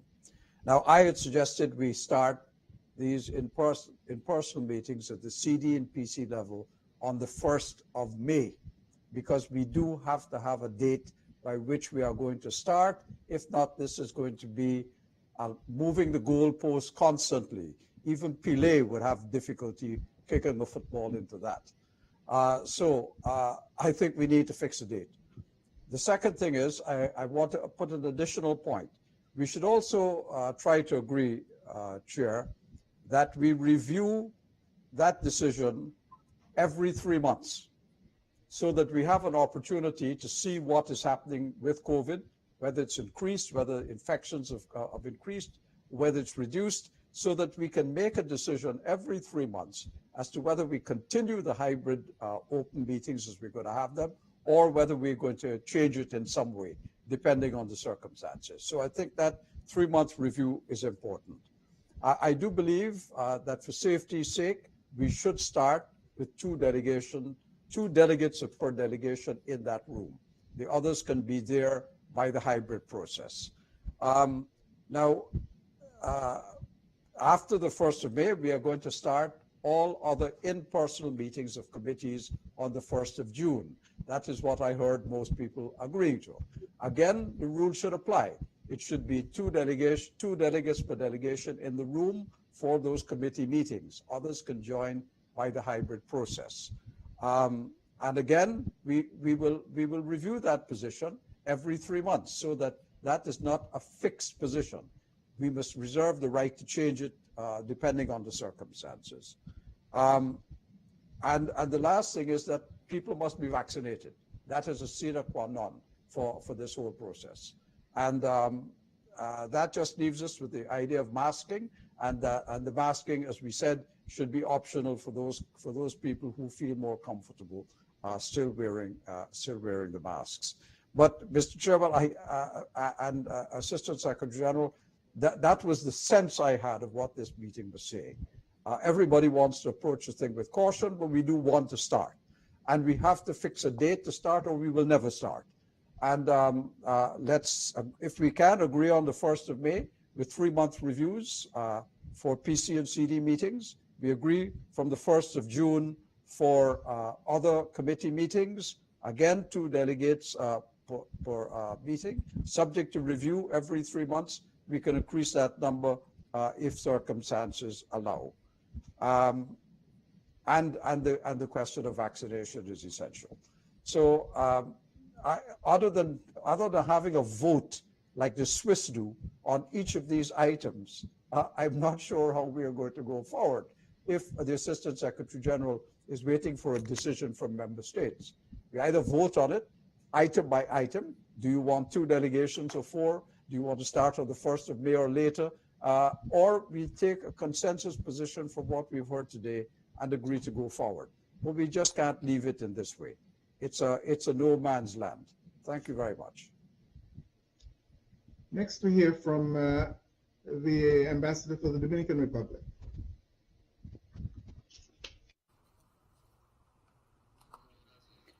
Thank you very much, Mr. Chairman.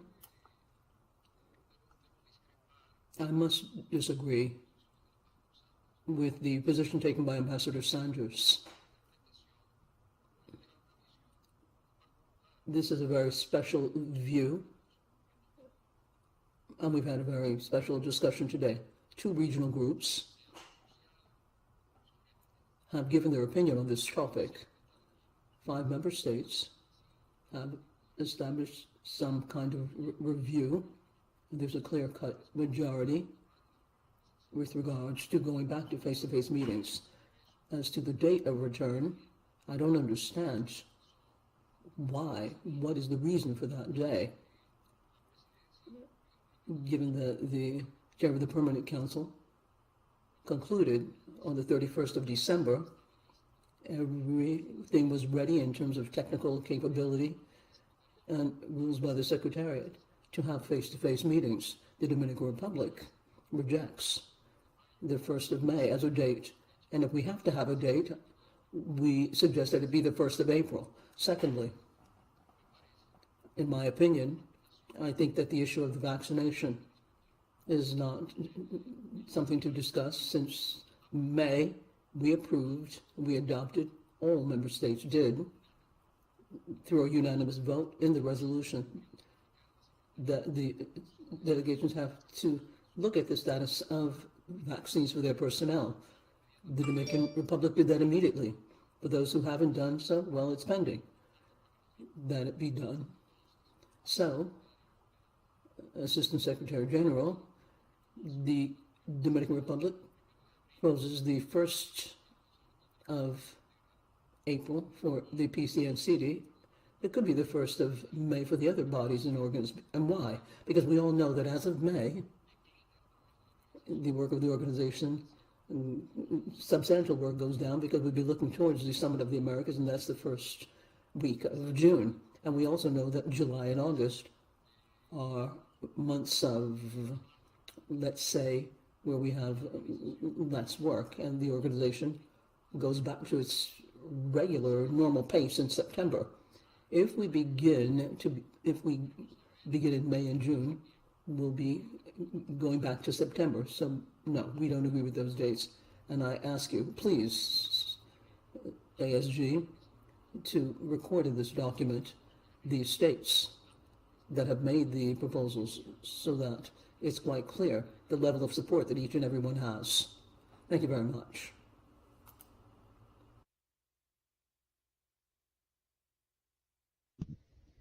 It appears from my perspective that, let's see, there is indeed one more comment for Paraguay. You have the floor, sir.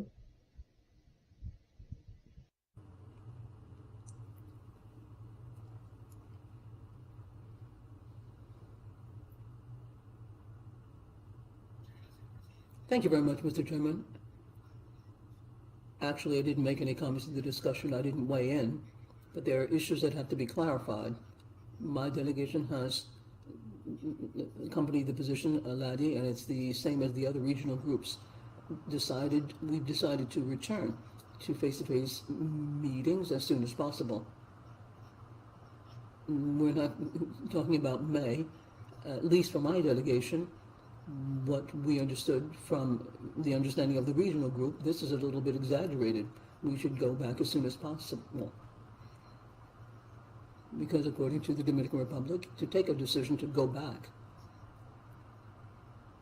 it should be maximum by the 1st of April, and then after that, we can make available the modalities so that people can have informal meetings in the headquarters as we look towards the Summit of the Americas. My delegation is involved in the negotiation for the Summit of the Americas. We also want face-to-face meetings. We have to really take advantage of the month of April so that we can move closer together and move towards things. So We have to take a decision today, right now, and to iron this thing out as soon as possible. Thank you very much.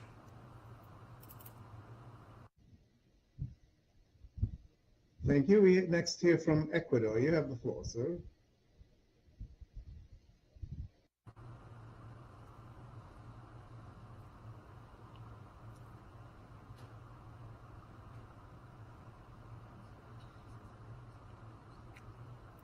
Thank you very much, Mr. Chairman.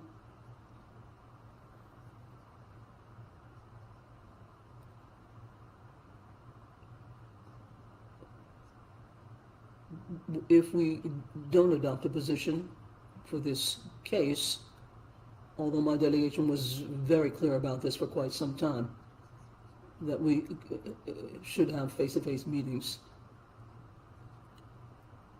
And these are the considerations. Why should we defer things without taking a position? We should begin and take a decision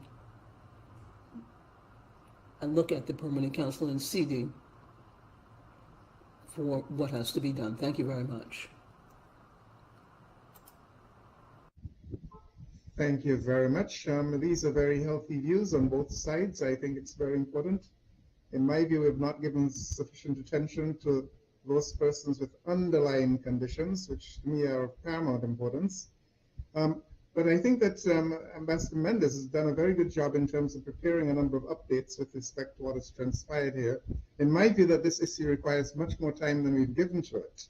And I would therefore urge for consideration be given to revert to the document that Ambassador Mendes is committed to, and closing this meeting, well, before moving on to the next item that needs to be discussed on this agenda. There being no further requests for the floor, I suggest that the Permanent Council thanks Assistant Secretary General Mendes and his office for the report presented, which, along with the interventions of the delegations, will be very useful in future discussions towards determining the best course of action on this matter. The Chair also expresses appreciation to the permanent representative of the Dominican Republic for requesting the inclusion of this item in the order of business for this meeting. The next item on the agenda corresponds to the commemoration of World Down Syndrome Day in response to the requests of the Permanent Mission of Brazil as coordinator of the OAS group of Friends of Persons with Disabilities, contained in the document CP-INF 93-15-22. Now, World Down Syndrome Day is a global awareness day which has been officially observed by the United Nations since 2012. The date being the 21st day of the third month was selected to signify the uniqueness of the triplication of the 21st chromosome, which causes Down syndrome. In that regard, I am pleased to offer the floor to the delegation of Brazil, who will read a joint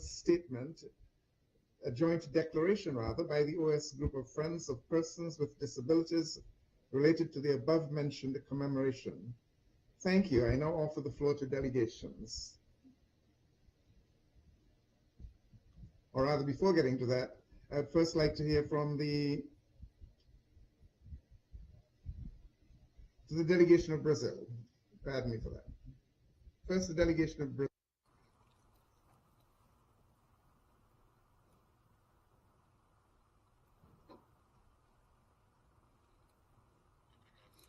Thank you very much, Mr. Chairman.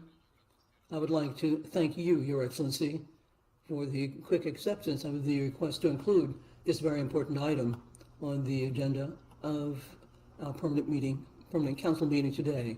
Brazil does so as coordinator of the group of Friends of Persons with Disabilities. We are the coordinator of the OAS group contained in the document, and as of 2019, Down syndrome is not a disease. It's a genetic thing which is similar to other things, and it is because of uniqueness of the triplication trisomy of the 21st chromosome, which is a natural genetic condition. And 1 out of 100 births have this problem. Given the importance of the topic, and given the fact that there is a lot of misinformation, it is necessary to work with societies and to make all populations aware of inclusion and to promote a discussion of alternatives to increase social visibility of people with Down syndrome, considering that these people have significant barriers and impediments, particularly with regards to communication and social inclusion, and that Down syndrome can give rise to other problems, asthma and other chronic respiratory illnesses, congenital problems, and immune system problems. These people are subject to other considerations because of COVID-19, and it's to be considered that all member states of the OAS take the necessary measures to preserve the physical integrity and health of these people. The group of Friends of Persons with Disabilities, the OAS, promoted a World Down Syndrome Day to commemorate with initiatives and discussions on the topic in the Permanent Council. In this regard, then, Mr. Chairman, I'm very honored to read the following declaration on behalf of the countries of the aforementioned group. Declaration of the Group of Friends of Persons with Disabilities in the Organization of American States to commemorate the World Down Syndrome Day 2022. The Group of Friends of Persons with Disabilities of the Organization of American States commemorates the World Down Syndrome Day in keeping with the United Nations commemoration to raise the awareness as to the realities of people with this disability and to underscore the inherent issues and the valuable contributions of people with cognitive deficiencies as those who spearhead work in their communities. And we underscore the importance of this work, particularly the ability to take one's own decision. In this context, and given the pandemic, we underscore challenges when it comes to this, and thus it's crucial to zoom in on the topic for 2022. And we look at the United Nations Convention to take into account the rights of people with disabilities and the right to participate of all these people, as well as for their families. And at the 51st General Assembly, it was recognized that people with disabilities are amongst the most disproportionately affected by the effects of the COVID-19 pandemic, and in terms of economic situation, employment, education, social position, in addition to many different other areas, thus exacerbating pre-existing barriers and the adaptability of public services. Given these considerations, we should like to emphasize full-fledged participation of people with Down syndrome in decision-taking on issues that affect directly or indirectly their life, and that is more relevant than ever given their specific needs that have to be considered in the current and future pandemics. Down syndrome has always been part of the human condition. It exists in all regions of the world, and generally there are different effects in terms of learning and in the different physical or health conditions or characteristics. Increasingly, people are being born with Down syndrome in the Americas.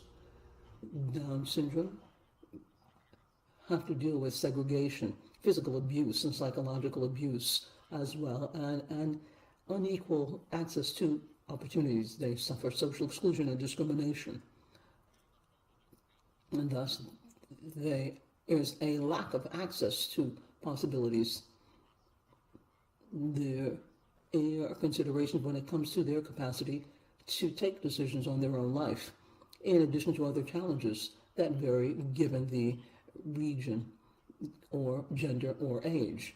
Full-fledged participation and inclusion of these people in all aspects of society are supported by the Inter-American Convention for the Elimination of All Forms of Discrimination against People with Disabilities and by the Declaration of the Decade of the Americas for the Rights and Duties of People. In this regard and in this context, these people should enjoy equality vis-a-vis other people, particularly with regard to intellectual and psychosocial conditions where there are more restrictions. The group of Friends of Persons with Disabilities in the OAS reiterates today that human dignity for people with Down syndrome in the region and looks at their different abilities in the various sectors. But this contributes increasingly to the development of our society and to productive outputs. We also recognize the influence of people as spearheaders for the quality of life for people with Down syndrome.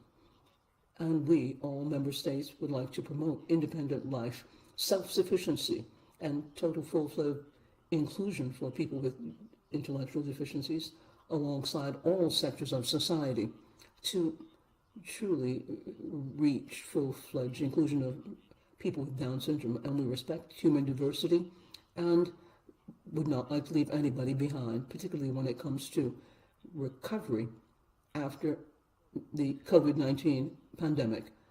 I put this declaration before you from the group of Friends of Persons with Disabilities of the OAS with regards to World Down Syndrome Day 2022. Thank you very much, Mr. Chairman. Thank you very much, sir. That was most informative. I now offer the floor to delegations.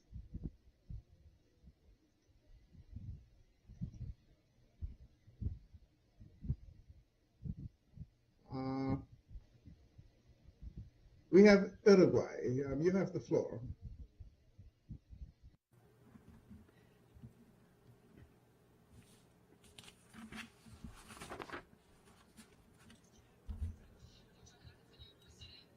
Thank you very much, Chair. As part of the OAS group of Friends of Persons with Disabilities, we wanted to thank Brazil for requesting inclusion of this on our order of business.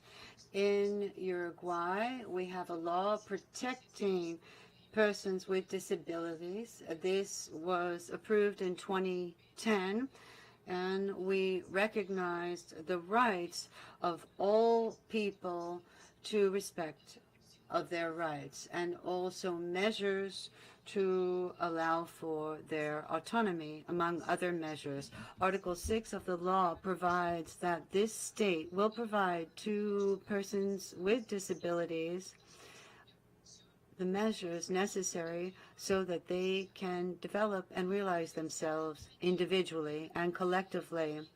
We also have a law from 2021 which addresses Down syndrome in order to allow for empowerment of pregnant women to be able to know whether their children to be born have Down syndrome.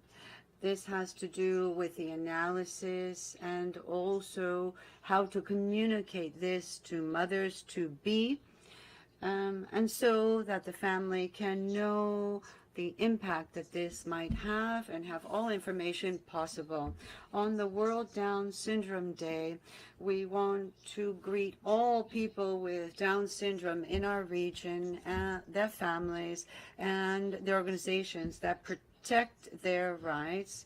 Down syndrome is one of the most common chromosomal disorders in the world, and this is one out of every 800 births, and it is increasingly common that Down syndrome's children go to inclusive classrooms, and we need to do more to help them. We see that great strides have been made in including people with Down syndromes, but we need to think about how we can fully include them and make this a reality.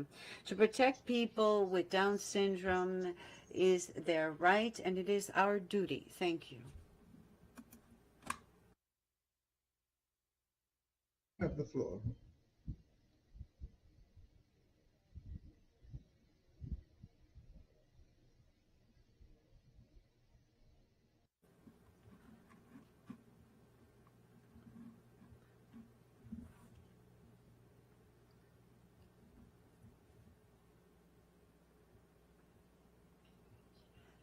Thank you very much, Chair.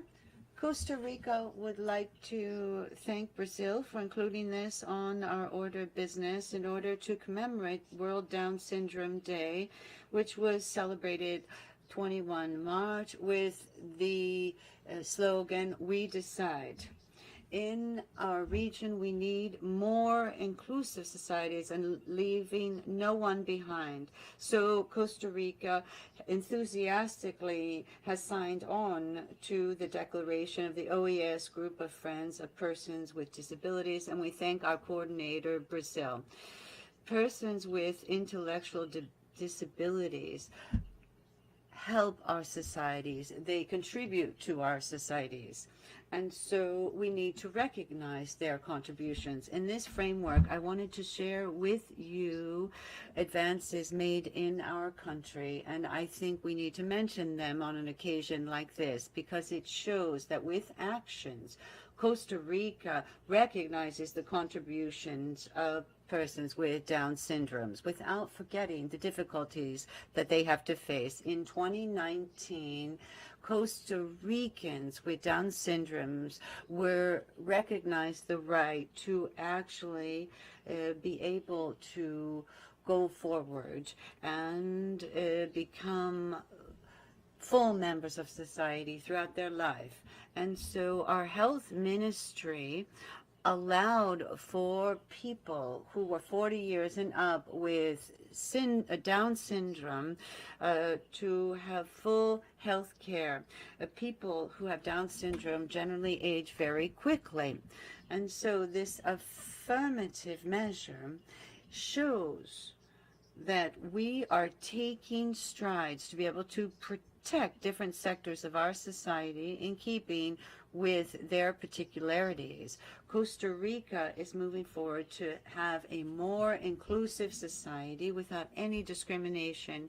To conclude, Chair, I wanted to comment that because of the pandemic, the National Committee of Vaccinations include Down syndrome as a risk measure. In other words, these people face greater risks, and so they were allowed to have priority status with regard to vaccinations. We have had an inclusive approach in our health policies because we don't want to leave anyone behind. Thank you. Next, we have the representative for the ambassador for Mexico. You have the floor.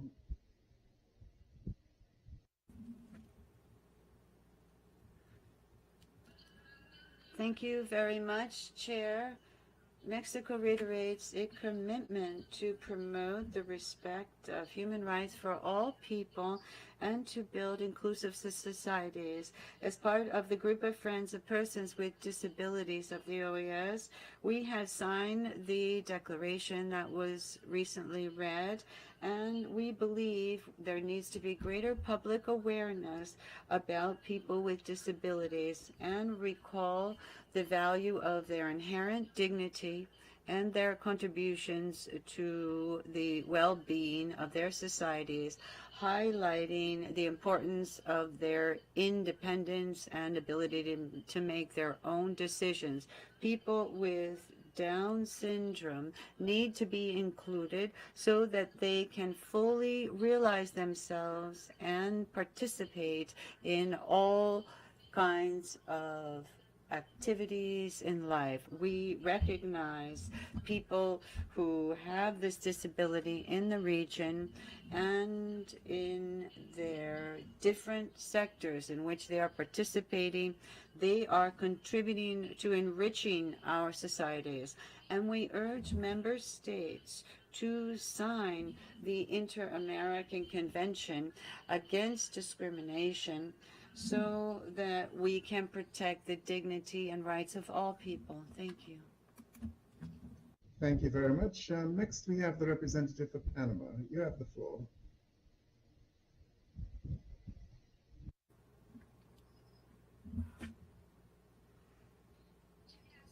Thank you very much, Chair.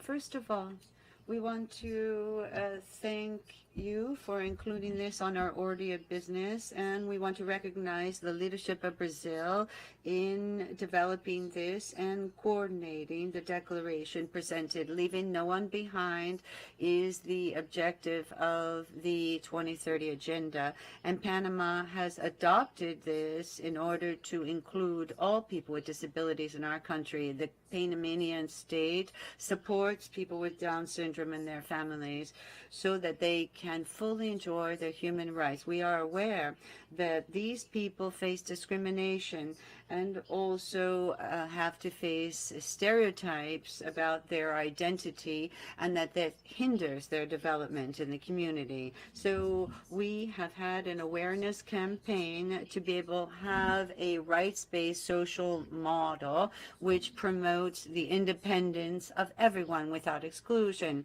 With regard to efforts made to ensure the participation of Down syndrome persons, we want to mention the following. One, the efforts made by our Secretariat of Disabilities in order to give microfinancing to families and people with Down syndrome. Secondly, the process to certify those who have disabilities, those who are in our country. This is based on non-discrimination, equity, participation, shared responsibility, equality of opportunities, right to personal dignity, and human rights established in our Constitution and the instruments that we have ratified. 3, the program called Independence of Those with Intellectual Disabilities.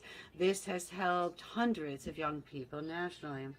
We also support this commemoration by reiterating our commitment to take the measures necessary to ensure that people with Down syndrome are not left behind, that they can fully enjoy their rights in equality of conditions. We hope that we continue to have more communicational and social opportunities to be able to talk about the reality of those who have Down syndrome, and that this will allow us to have a really inclusive society that will benefit everyone. Thank you, Chair. Thank you. Distinguished ladies and gentlemen, we've run up against one of our very tight time constraints. It's one of the most unpleasant parts of this job. We have 4 persons to present on this issue of the Down syndrome, which is the most important topic. I submit that if we offer 3 minutes to each of those, we will be able to get all 4 in. That will be followed by a session that deals with a request from Peru for hosting the 52nd regular session of the OAS General Assembly.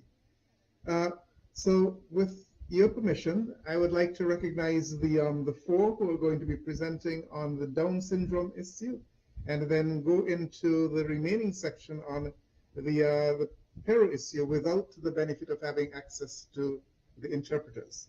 If there are no strong objections to that, I would like to proceed with hearing from Ecuador on the Down syndrome issue.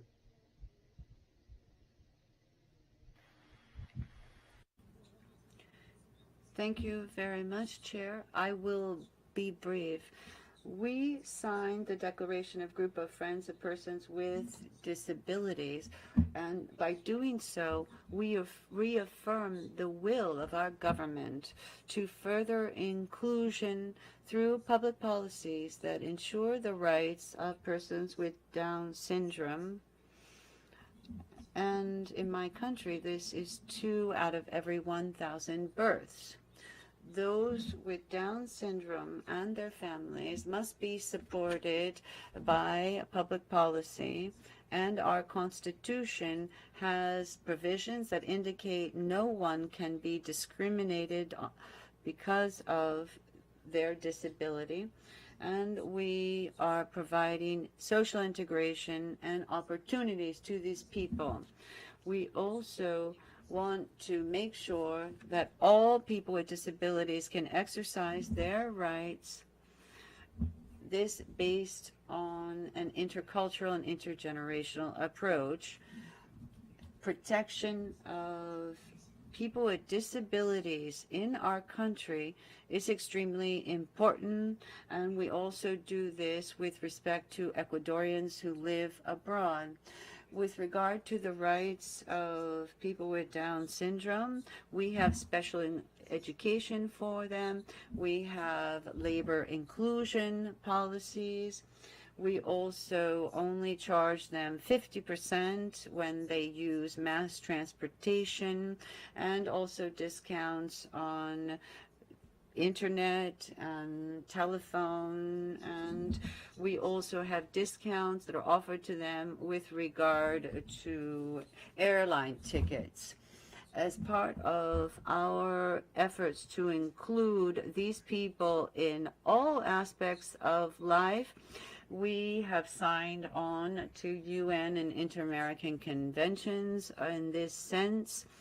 We must recognize the contributions of those people with Down syndromes, and so we have been looking at having a cross-cutting approach to supporting all people with disabilities.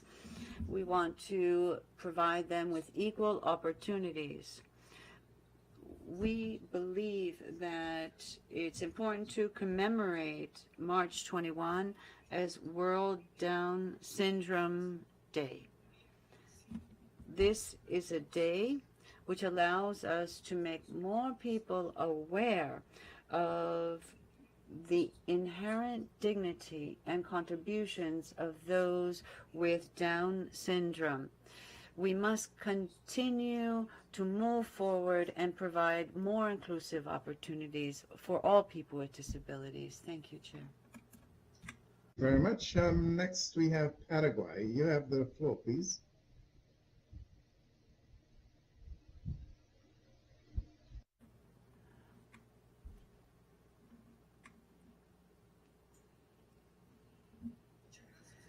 Thank you very much, Chair.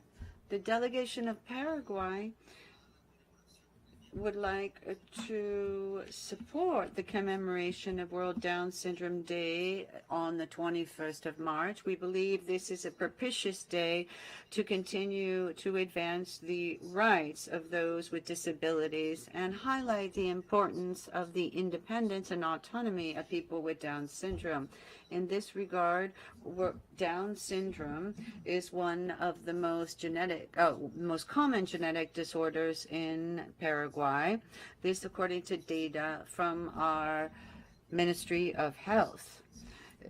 We have 56 hospitals in our country where we give advice to people who have someone in their family with Down syndrome. At the same time, it is noteworthy that the Republic of Paraguay has solid legislation in order to include people within public institutions when they have Down syndrome. Our intention is to incentivize work for those who have disabilities, this through policies and affirmative action measures and others. We reaffirm the need to have member states move forward in applying public policies that do away with barriers and discrimination against those with Down syndrome. When we're all included, we all win. I also want to thank you for including this on our order of business, and we want to say that we would like to continue addressing this issue here at the Permanent Council. Thank you. Thank you very much. Next, we have Ambassador Nunes. You have the floor.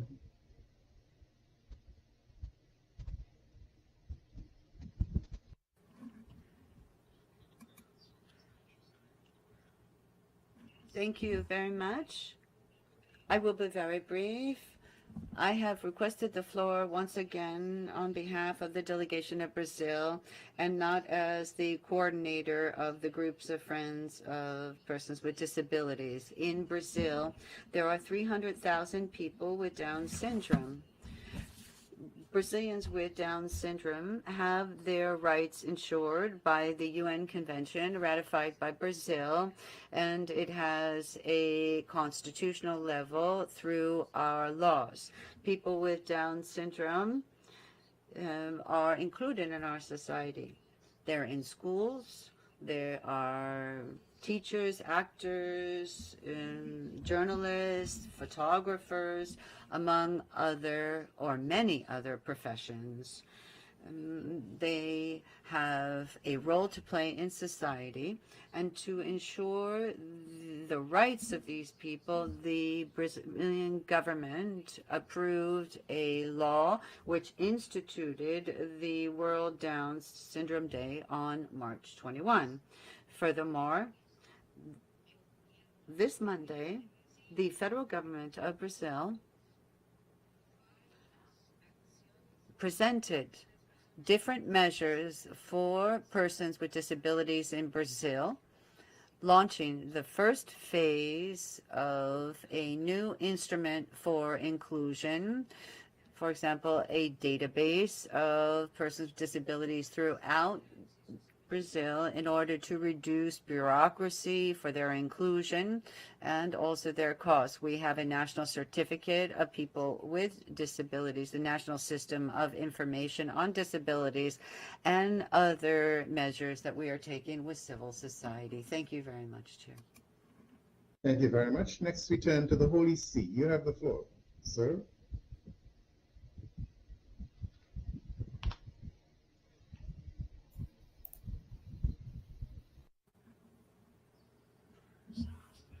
Chair, this delegation of the Holy See thanks the Permanent Council for including the commemoration of World Down Syndrome Day.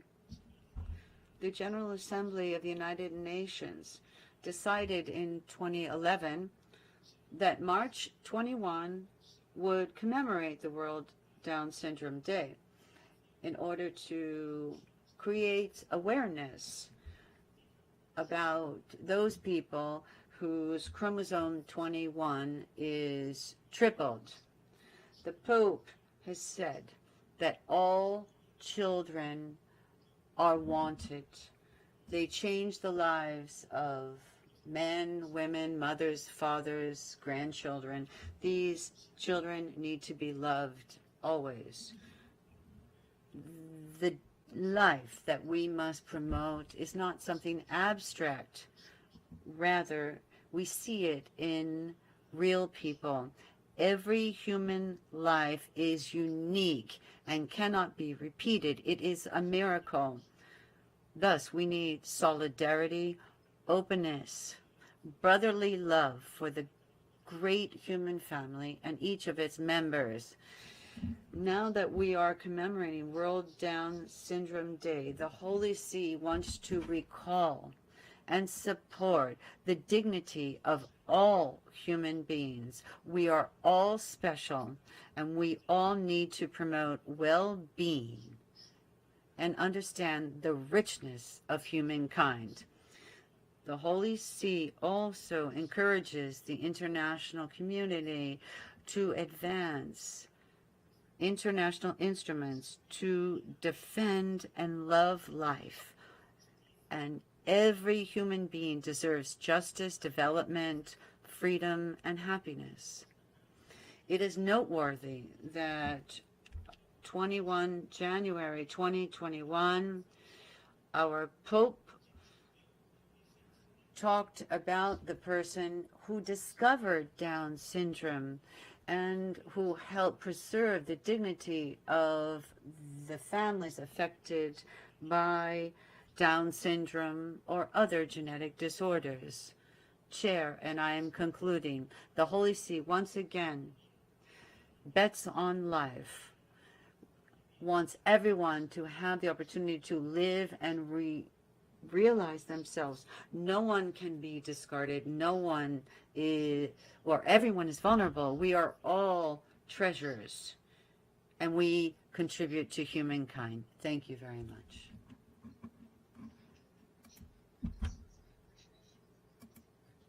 Closely with us to get us closer to the time when we would actually lose the interpreters. There being no further requests for the floor, I suggest that the Permanent Council take note of the joint declaration of the member countries of the OAS Group of Friends of Persons with Disabilities, as read by the distinguished delegation of Brazil. The next item on the agenda is the consideration of the draft resolution titled Place and Date of the 52nd Regular Session of the OAS General Assembly. At the request of the delegation of Peru, and as reflected in document CP.576-1/22, in this regard, I recognize the permanent representative of Peru who will present this draft resolution.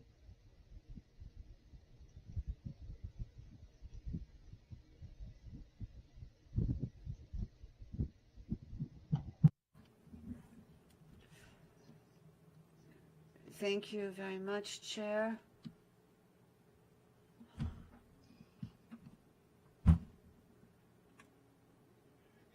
I will be very brief, Chair. Just to recall that the 52nd regular session of the General Assembly, or rather the 51st regular session of the General Assembly, which was organized by Guatemala, and at that General Assembly, it was approved by acclamation that the 52nd regular session of the General Assembly would be celebrated in our country. Of course, Peru has been concerned about preparing the General Assembly, and to do so, we have set a date, October 5 to 7 of this year, and the General Assembly will take place in Lima, Peru. Of course, all member states have their problems, but Peru is a democracy. Lima is a modern city. It's very nice. It has appropriate conference halls for the General Assembly. It has 5-star hotels, and our gastronomy is renowned worldwide. The active participation of our officials is ongoing to be able to host our ministers of foreign affairs, our ambassadors, and all the delegations. Having stated this, and again reiterating our thanks for having approved the resolution in which Peru said it would host the General Assembly, and I believe that we will have a very successful General Assembly. Thank you. Ambassador Forsyth,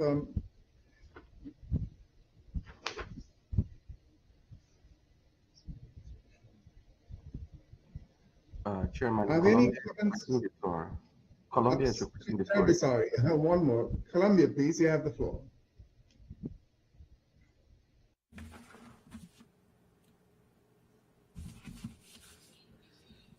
Chair, I am intervening to request that we approve by acclamation the draft resolution that was just explained to us by the permanent representative of Peru. If there are no objections, that proposal is approved. I now submit for consideration the Permanent Council the draft resolution entitled Place and Date of the 52nd Regular Session of the OAS General Assembly as contained in document CP.5761/22 and presented by the delegation of Peru. This proposal has been approved.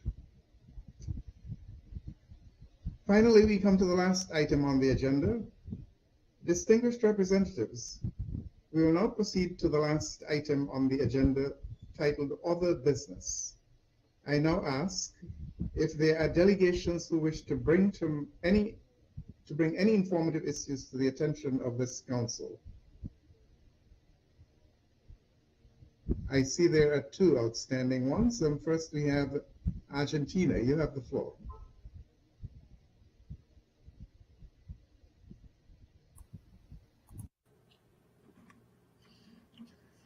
Thank you very much, Chair. Today is the 23rd of March, and tomorrow, the 24th of March, we have the anniversary of our last coup d'etat by the military in Argentina. The English booth regrets, but it is 2 o'clock and interpreting has ended. Thank you. Por eso quería recordarlo. Mañana será en nuestro país una jornada de reflexión que se apoya en 3 grandes pilares fundamentales: el valor de la memoria, la verdad y la justicia. La Argentina hizo del respeto por los derechos humanos un principio, un precepto a lo largo de toda su historia. Pero a partir de ese momento sentimos la necesidad de reforzar de manera muy especial ese compromiso con los derechos humanos, con la institucionalidad, con la no persecución por razones políticas.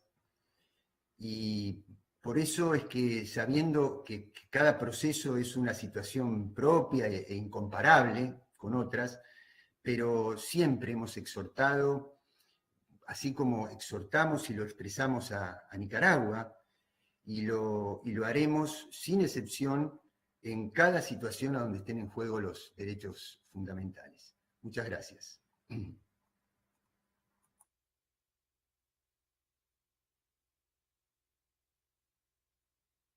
You have the floor, sir. Go ahead, sorry. Terribly sorry. Ambassador for Chile, sir. Gracias, presidente. Seré muy breve. La misión de Chile se complace en informar que el destacado jurista internacional y reconocido defensor de los derechos humanos, profesor Claudio Grossman, fue reelegido en el cargo de presidente del Instituto Interamericano de Derechos Humanos por el periodo 2022-2026. Muchas gracias. Thank you. Distinguished ladies and gentlemen, I see that there are no further requests for the floor. There being no further business to consider, this meeting is adjourned. Thank you very much.